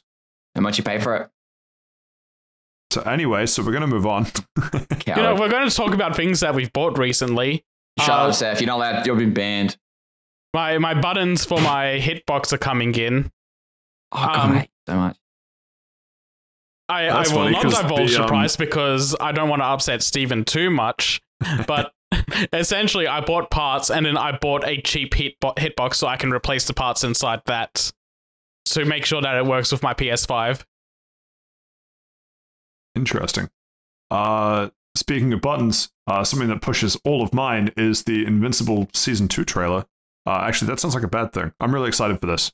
Pushing buttons. I'm also really excited about this. Yeah, never mind. I am also really. I read the comics, so I'm more excited than you guys are. I'm like 2/3 of the way through the comics, and I'm thinking about signing them over because it's been like 3 years since I was reading it. Yeah, start it. It's good. It is really good. The Invincible comics are great. And there will be no spoilers talking about when we think season 2 will stop and where season 3 will cover. They've changed a couple of things, but yeah, I actually have forgotten. It's been like a year and a half, 2 years. They made some things more interesting compared to the comic version, like season 1 talk specifically. The demon detective character, he's just written as a joke in the comics. He shows up like twice, and they actually make him a rounded character in the TV show. Yeah, I didn't like that. Okay, well, we don't need to recap season 1. Invincible's very good. Go watch it. They got a lot of big names. Like they just have a couple of sections where they're showing off all the names of the returning cast, and then the new people they got. Like Ben Schwartz, best known for his roles as Sonic the Hedgehog. I can't believe we finally have a universe where Donkey Kong and Sonic the Hedgehog are both in the same, are both voicing people in the same series. Yeah. And they're teamed with it. Not teamed, but they're on the same cast as Optimus Prime. Finally, I don't think that's we have a Nintendo Smash killer. I don't think this is like a good point for them to just be happy going, oh yeah, we've got all this we've got all these big name actors to talk and all that kind of stuff. It's like I don't care for that. I do. When I saw Peter Cullen's name pop up, I clapped. I don't know who that is. Oh, you clapped. He's Optimus Prime. Good. On, man. He's not playing Optimus Prime. I don't know, man. It's just like, well, wait. But his voice is so good. Steven, you're telling me that you watched the Season 2 trailer and at no point, even if you didn't know the voice actor's name, you didn't hear someone and go, holy shit, that's Optimus Prime? I do that with everything. I don't know any names. It's like, oh yeah, this person's probably been in something sometime that I've interacted with at some point. Like, okay, cool, wonderful. Give me good voice acting. Steven gets hit with a Hey Siri and suddenly it's, oh shit, Optimus Prime's in my phone. I've got an Android. Yeah, that's the reply the internet wanted. So you're going to have to ask Miss Bixby. I am not saying that. Bixby, I don't have a Samsung. I've got a Google, so I have to ask Google. Ask Google even what Bixby worse. is. I'm not going to. I hate Bixby so much. Anyway, let's move on. We shall. Moving on to Mortal Kombat 1 news. We saw it leaked as to the DLC characters, which, sorry, Steve, yes, DLC has been announced before Mortal Kombat is even out. But then it's again, dumb. Mortal Kombat came out. No, welcome to fighting games, ago. Steven. This is how we live. Steve, Mortal Kombat came out 20 No, Stephen ran time. I'm worked up. Let me say what I'm going to say. I'm going to stop talk anyway. You guys can talk. I'm still going to talk. I will put him in the walls. Yet. Holy shit. Like, they can't be like, oh yeah, it's like, I don't want to use a food analogy, but it'd be like even before you've sat down, like, here's the dessert menu, but you can only order the dessert menu after you've had a main. It's like, I don't know if I want the main course. I don't know. It doesn't sit right with me. And I understand it's a fighting game thing, but honestly, it's just a game thing. Like, so many season passes get announced before the game's out now. Hate it. Which means it's ready. It's ready to be put in the base game. Why? I understand why they're charging it. I understand they want money. I just fucking hate it. I think with fighting games, it's actually not like the roster is decided, but it's essentially these characters are being worked on after the games are out. We've got their models now because we can show you those, but their movesets and voice acting and everything around that isn't. And we could delay the game and release all of it in one package, but even then, there'll be another season pass to announce later on for the characters we're going to do in the second year of the game's life. But how much effort have they put into like designing the characters and the voices and their movesets while the original game is being made? Like, Steve, I don't know how to tell you this. They don't have to design the characters. They're all existing. It's easy. If it's anything like Street Fighter V, they are really bare bones because when that game's story mode came out, they had the DLC characters show up for 1 or 2 fights where you could control them. And they were very incomplete. They didn't have any of their functions properly working. It was just their base movesets and base special moves. They didn't have anything else about them working. Whatever, let's move on. Do we know what the price is? At least so I can shit on that. $17,000. Not $1 more, actually. Don't worry, Steve. They heard you. They're only going to do it when it's 80% off on Steam. You're trying to figure out what 80% off on $17,000 is, aren't you? No, I don't. I don't care. I'm just. Does the premium edition come with the season pass? Yeah. So base edition is $110 on PS5, and the premium coin edition. Yeah. Amazon's always way cheaper. But the EB Games prices are recommended retail price, so they want to sell it at $110 and the premium edition at $150. $150 of your hard-earned dollary dues. And you get a premium coin from EB Games. Oh boy, if there's one thing I love, it's going to EB Games for premium coins. Actually, I want to bitch about a DLC character thing for a second. So we got the season 1 thing, which I kind of excuse and like, yeah, sure, they're working on the characters. Season 1 of the thing characters. for what? You're wigging out. Mortal Kombat 1. You said, okay. Yeah, we're still whinging about it. It's 2023. Mortal Kombat 1 came out 20 years ago. No, the one that's called Mortal 1 Kombat in the logo. Oh, sorry, the one that came out 10 years ago. No, that one was just called Mortal Kombat. Okay, there was no one in that title. I know it's a bit, but I fucking hate this. So yeah, you see characters like, okay, so let's just go, I'll quickly run through the characters. You see characters like Quan Chi and Ermac and Takeda and John Cena as Peacemaker and J.K. Simmons as Omni-Man and wait, I don't see Peacemaker. I assume it's Peacemaker because I see the gun and helmet there. No, I see that John Cena's listed, but I don't see the character. Yeah, no, I don't see the character himself. I just see the helmet and the gun, which is why I assume it's Peacemaker. Yeah, same. Yeah. And I don't know the actor's name, I'm sorry, but they also have Homelander. Anthony Starr as Homelander. Also, as a side tangent, J.K. Simmons came out and said he's reprising his role as Omni-Man in the game. So that incredibly based. I love when they. I can't believe Omni-Man wants pictures of Spider-Man. It's one of those things where it's like they had Arnold Schwarzenegger as Terminator in the last game, but they didn't get his voice in the game. They just had his looks. What the fuck's the point? Yeah, it's really a what's the point if you're not going to get him to voice the character? They just got a really bad sound alike. Anyway, the thing I was going to bitch about, you can assume that maybe Homelander is not going to come out for like an entire year after the game's release, and you know what, for a season pass stuff, that's fine. What I don't like... They've already announced it! What I don't like is the whole pre-order the game and get this character that's going to be available day 1 through DLC only. Fucking locking Shang Tsung behind pre-order the game to get a pre-order code to play as him is bullshit. Because he'll be in the game day 1. It's just, you don't get him unless you pre-order the game. Bum, bum, bum, bum. Wow. Yeah, no, I fucking hate this. Like, I usually hate day 1 fucking bonuses. I especially hate that. You know what? You're right, Seth. I'm going to wait for this game to come out on Game Pass and then play it. And I will not purchase the DLC. Wait for the complete edition, and then they still do another DLC pass after that. So I find that, like, I'll buy the complete edition. Like, I did it for Mortal Kombat 10, I think. I bought the complete edition, played the story, played some of the arcade, and I was like, I just didn't interact with the DLC characters because they're, like, extra. And I'm like, okay, I don't really care about them. Whatever, I'm done. When I played 10, I really liked Jason in it. He was one of the characters I put the most time into. Yeah, I never really used... Yeah, whatever, it doesn't matter. That says something about your personality, but we're going to move on from that. I'm going to go for an angry dad walk.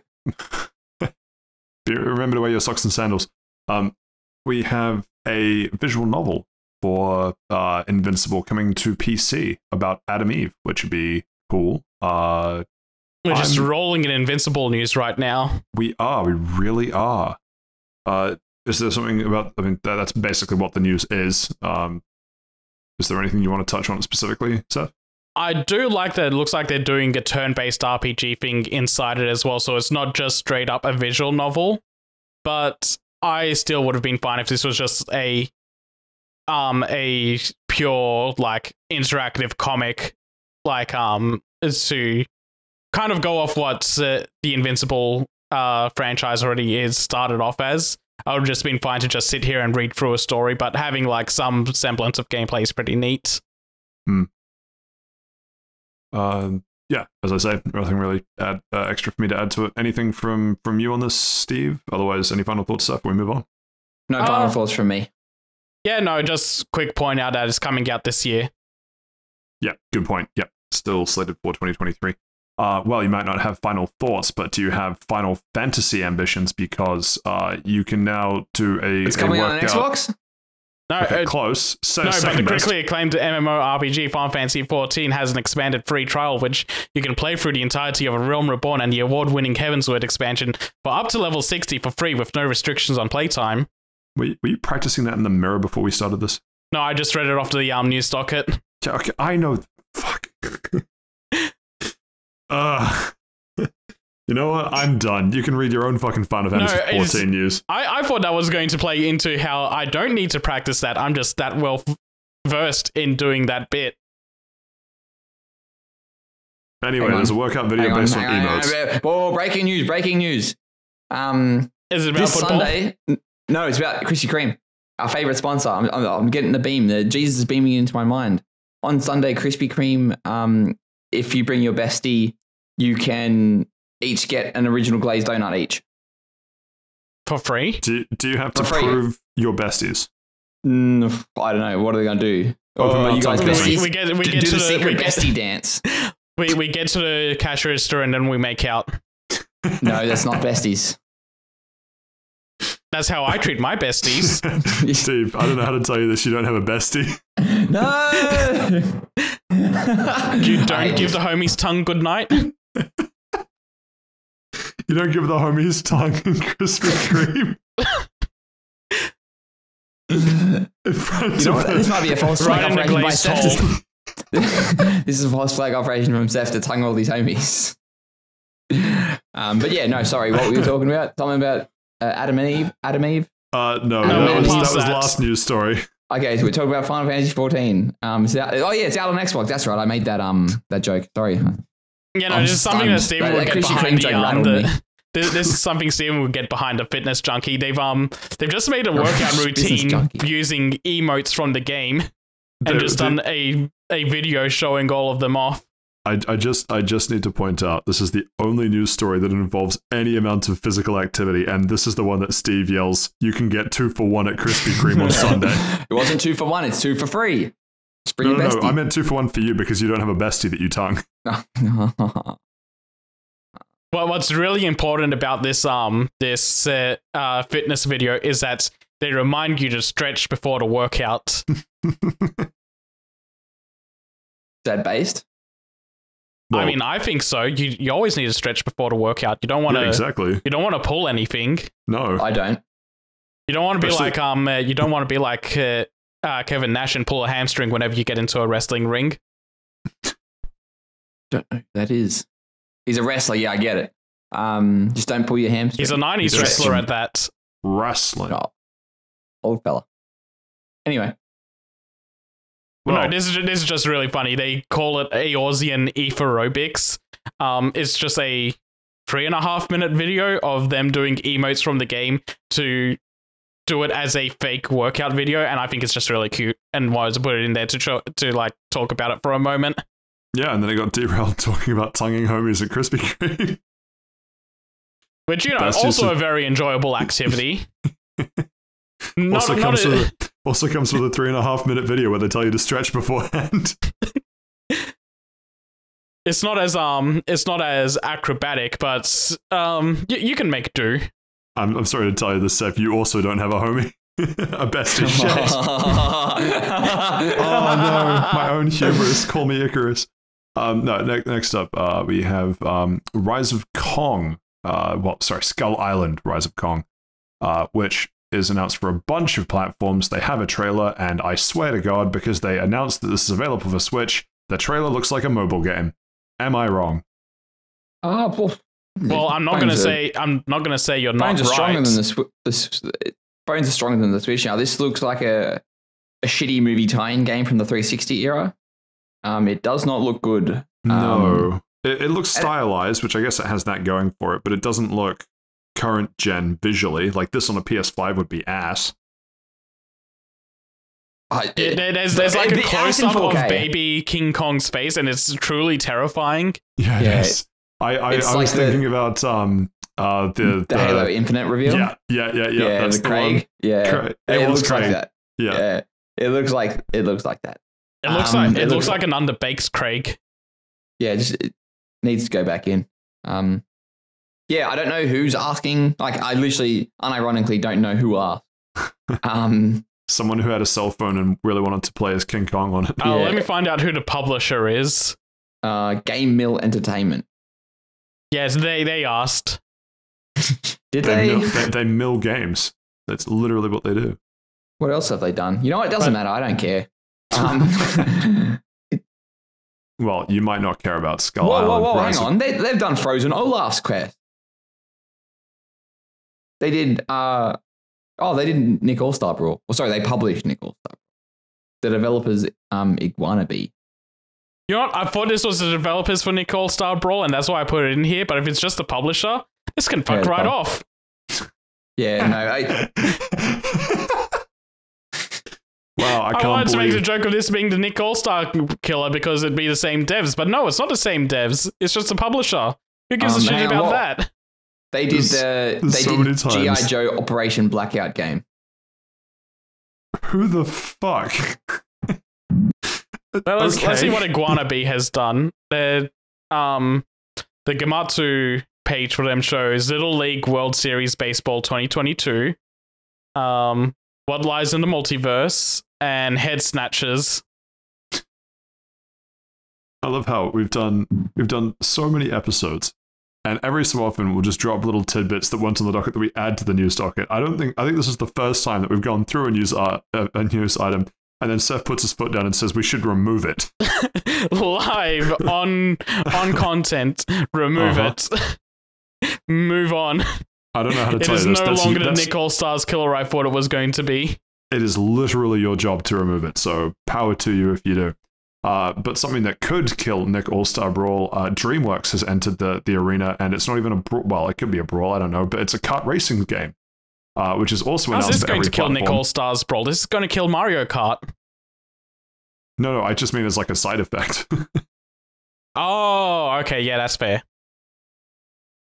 Which we don't have a trailer for, but because it's announced for Switch, it also looks like shit, at least based on the screenshots. But, I mean, I don't know about you, but having wheels that look spherical does seem to be too high a bar these days. Looking at you, Shrek Kart, Jesus Christ. I also want to point out that in the main poster for it, like the promo picture, oh god, what's his name? The main character of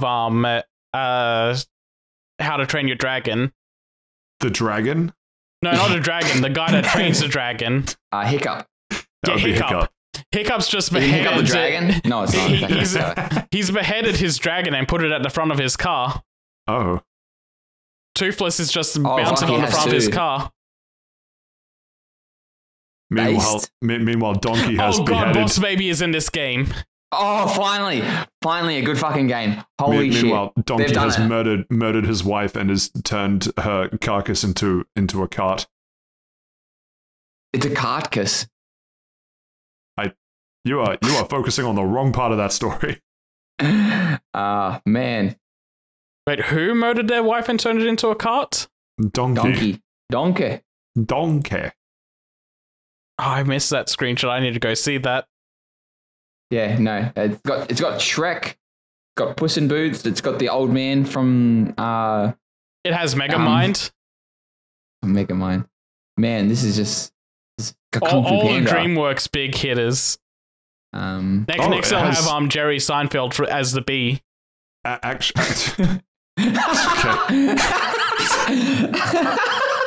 okay, but real talk. Is it the bee and Jerry Seinfeld is the cart, or is Jerry Seinfeld driving a bee cart? Whichever is funnier for you. I don't know which is funnier. They're all pretty good. You know what? With how much they're decapitating characters and putting their faces as mounts on the cars, it's the bee driving a car with Jerry Seinfeld's head on the front of it. No, it's a bee that's stuck on the cart, like he's on that windshield, and that's how he controls the cart.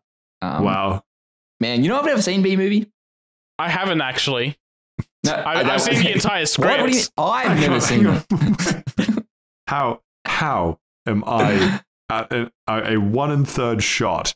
How is it that I alone have seen Bee Movie? And not just once, but enough times to make up for the fact that neither of you have seen it. Is that our homework? Do we have to watch B-movie? No. Yes. The Maybe. host has no. The host has no weight here. But you know who does? Hang on. Jerry Hang fucking on. Seinfeld. Hang on, let him sting. Different character. The one That's funny. So based highlight. They are including Wolf from Puss in Boots: The Last Wish. You mean Death? Are they? Well- Because the wolf that I'm seeing in the I don't think you screenshots saw is that that big movie. bad wolf from the Hoodwinked. No, not Hoodwinks. It's the one It looks where like it's it's the like one from that Puss made in all the Boots. furries really happy when they announced it. Zootopia? The bad You guys. Zootopia. You answered that so confidently. It's the wolf from the bad guys. It was like one of the first animated films that came out post Spider-Verse that also decided to be really stylized. I don't know what the fuck you're talking about. No, I do know. I completely forgot that film existed. I haven't seen that film. No, they have it listed in this fine Gematsu article, saying that Wolf from DreamWorks Puss in Boots: The Last Wish will be in there. So I guess a second wolf. But yeah, I agree. I thought it was Death as well. So Two wolves in my game. No, thank you. possibly inside this game there are two wolves. One is gay, the other is gay. You are the are Jerry B-movie. Seinfeld.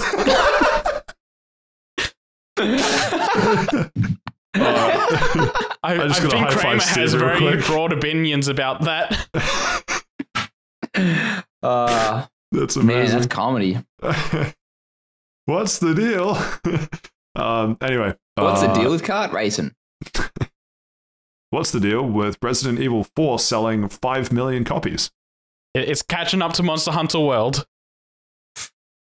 Hold on. But not let them Rise. resident.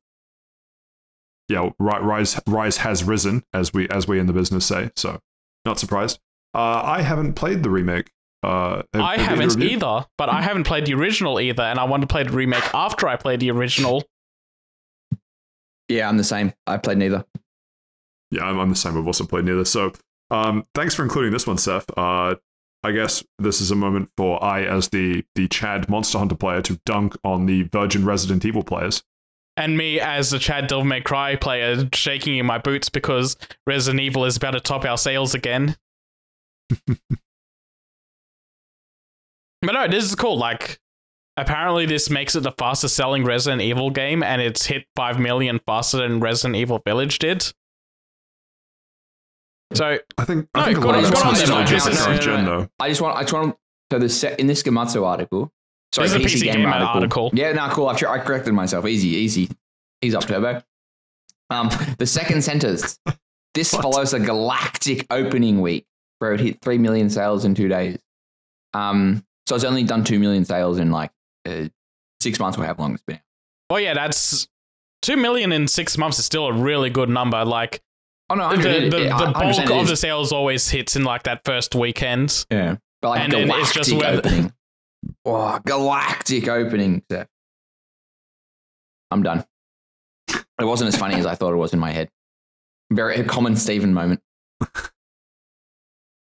But you know, Can't what wait for also, someone to list Starfield as galactic opening when it's like 3 million players in the first 2 days, and then I get to point back That's to funny because it's this. in space, but it's in space, but because a galactic opening because it's in space. Like, Yeah, that's what I thought.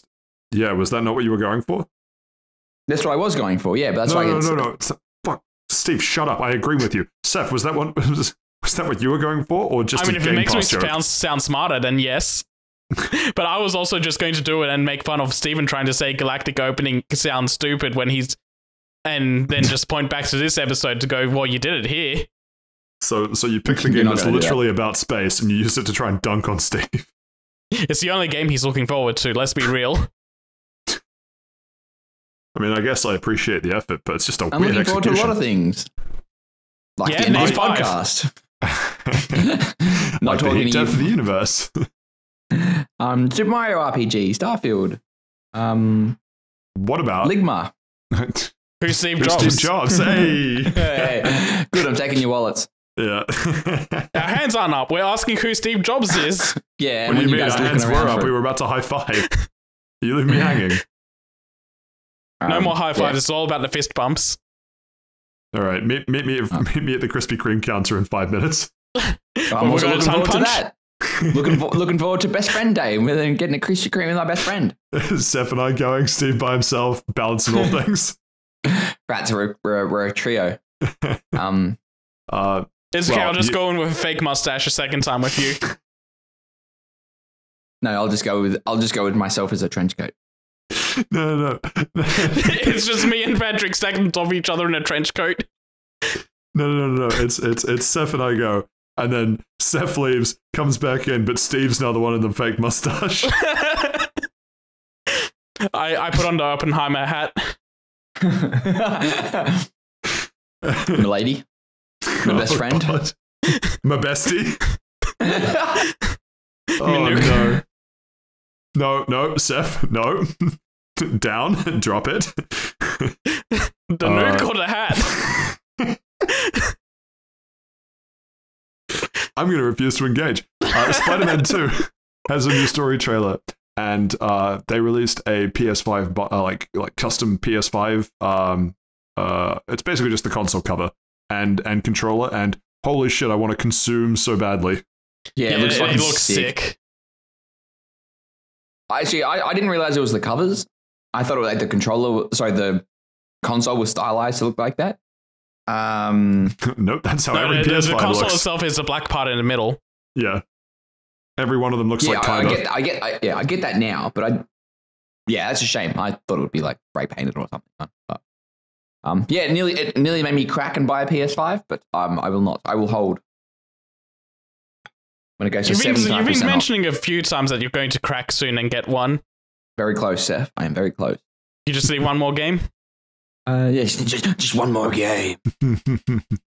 Well, it does look like you'll be able to pre-order the console cover and the controller separately, so you can effectively build your own. That's sick. Bundle. I didn't know they were doing the cover separately. Well, I assume so based on the box, but I could be wrong. Already got a PS5. Same. Yeah, there we go. Sell the same console covers and controller separately. So hasn't listed a price yet, but ballpark, same as the other ones, which is about 80 Australian, I think, for the covers. Yeah, thereabouts. Yeah, because do you have a custom cover on your stuff? I don't. I wanted to get the purple ones, but I haven't gotten around to buying some yet. I got the ruby pink ones because they were on sale, and they look sick. They do, but I think if hindsight was if I had better than 2020 hindsight, I would have gone purple. The galactic purple was like a split in the middle. Do I go the ruby pink or the purple? And it was because they didn't have purple that I was like, fuck, I'm not going to come back because I bought it. And it's on sale, so you're going to buy it now. Please? Like, No, I hope not. whenever the purple ones come back, they'll probably be back at full price. Sort of thing. Yeah, sorry. Yeah, that's what I meant. Yeah. So I elected not to get the purple, and there's a little part of me that regrets it. I still kind of like the ready pink though. It looks nice. Even the white doesn't look bad, but I have to stop using my I think, is the white sweet controller. spot. Actually, like this is the one I got with the console, and putting in Final Fantasy 16 where I can. I played so much of that game that it's starting to drift, so I had to switch to my purple controller full time now. Okay, I need to figure out which controller color I like the least and use that one to play Final Fantasy 16. isn't that no? Hang on, your controller shouldn't like either you're like freakishly strong and you're not taking care of your controllers, or like it's just a shit controller. Like it shouldn't be drifting after that long. All of the recent controllers, like the Nintendo Switch one, the PS5 one, even the Xbox ones, because all of their parts come from the same manufacturer, they just start drifting over time, like over use. My Switch Pro controller I've had since launch has started to drift, and it became a problem while playing Pokemon Scarlet. Sleep. Yeah, I remember you saying that. Yeah. My Xbox controller still fine. Pro controller's still fine. Give it another 6 months. Don't say that. The Joy-Cons are good though. I rate the Joy-Cons. Joy-Cons are supposed to be the worst ones about drift. Oh no, yeah. Sorry, I meant like my Joy-Cons aren't fine. Like they're drifting, but it's been like 6 years or something. Like heavy usage as well. Like everyone's like, oh no, you got to fix them. I'm like, it's been 6 years. Like they've been flogged. Yeah, no, and also it takes a long time. Like I've had this PS5 controller for how long have I had the PS5? Like 2 years, year and a half.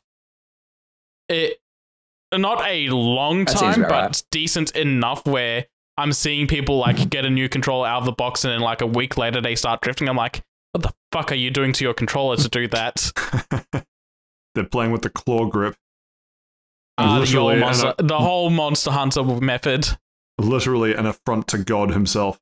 Anyway, that wraps up the news. Hold on, we didn't actually talk about the Spider-Man trailer. Okay, fine. Talk about the Spider-Man trailer.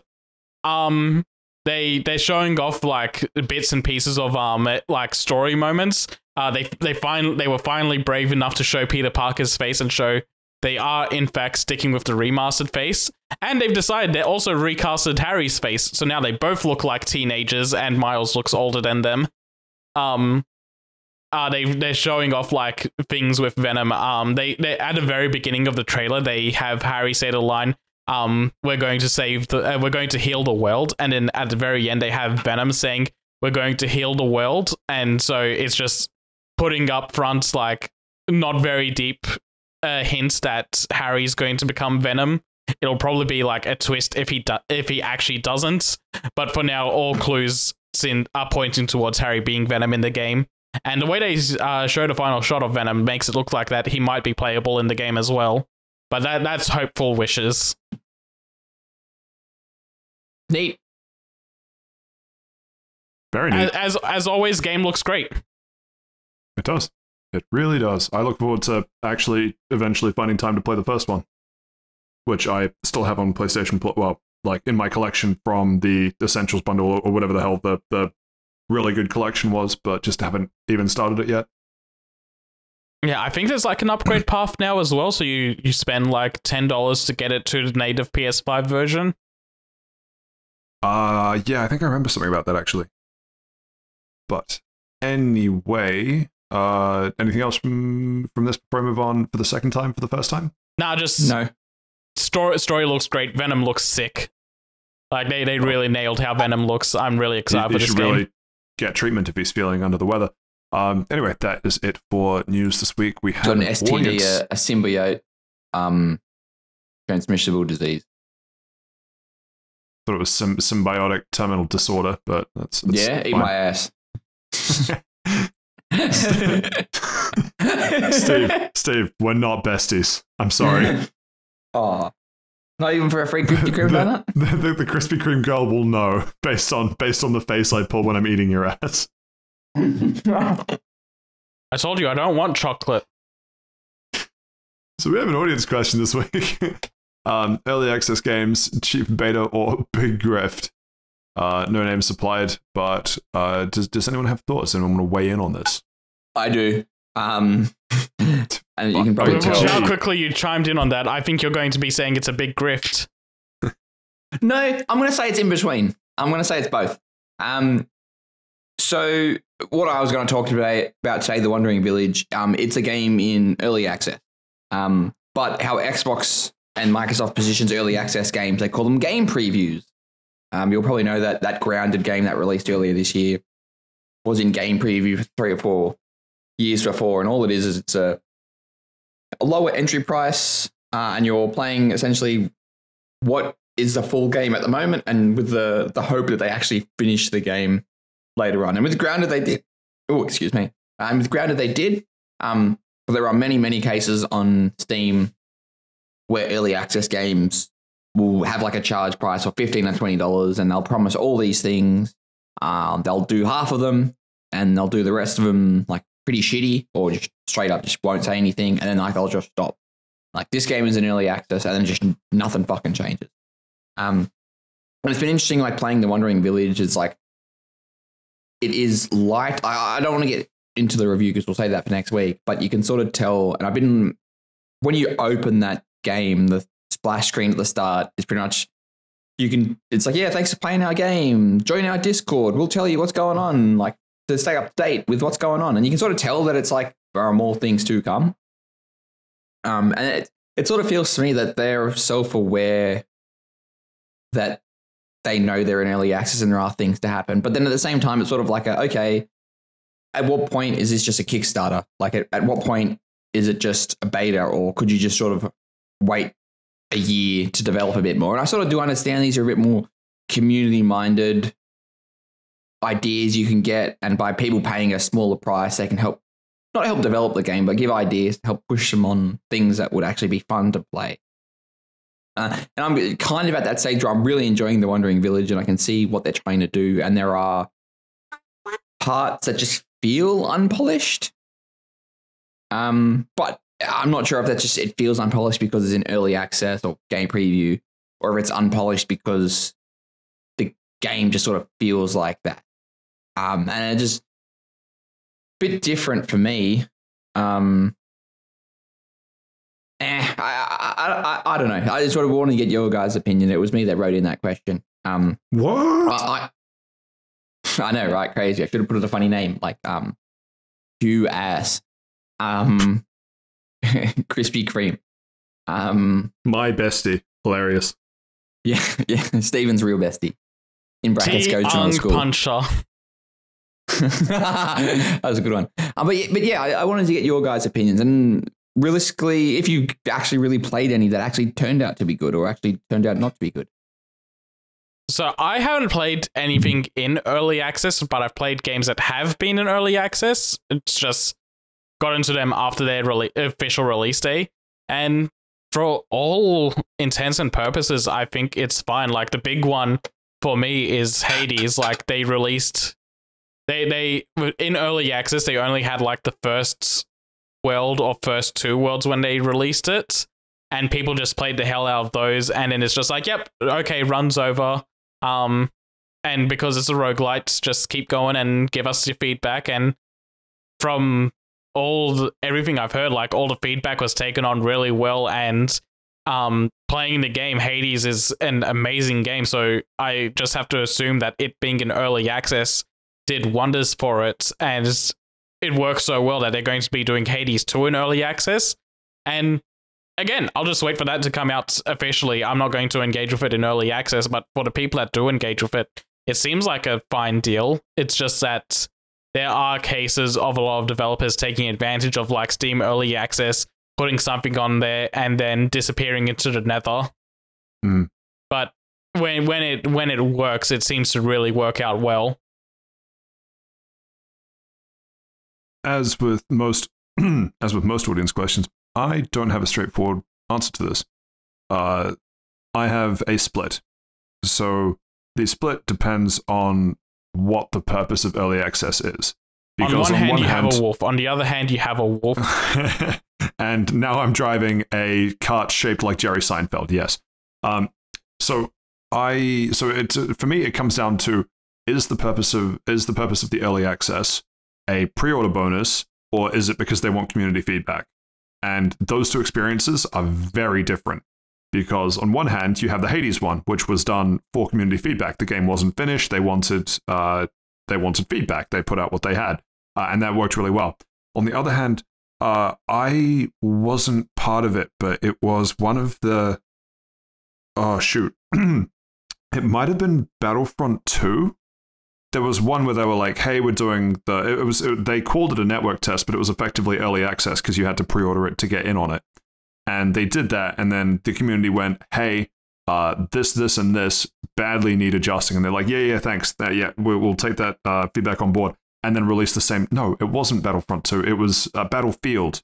The remaster, not the remake, the remake, 2042? 2042? The one that just flopped out and just died like 3 years ago.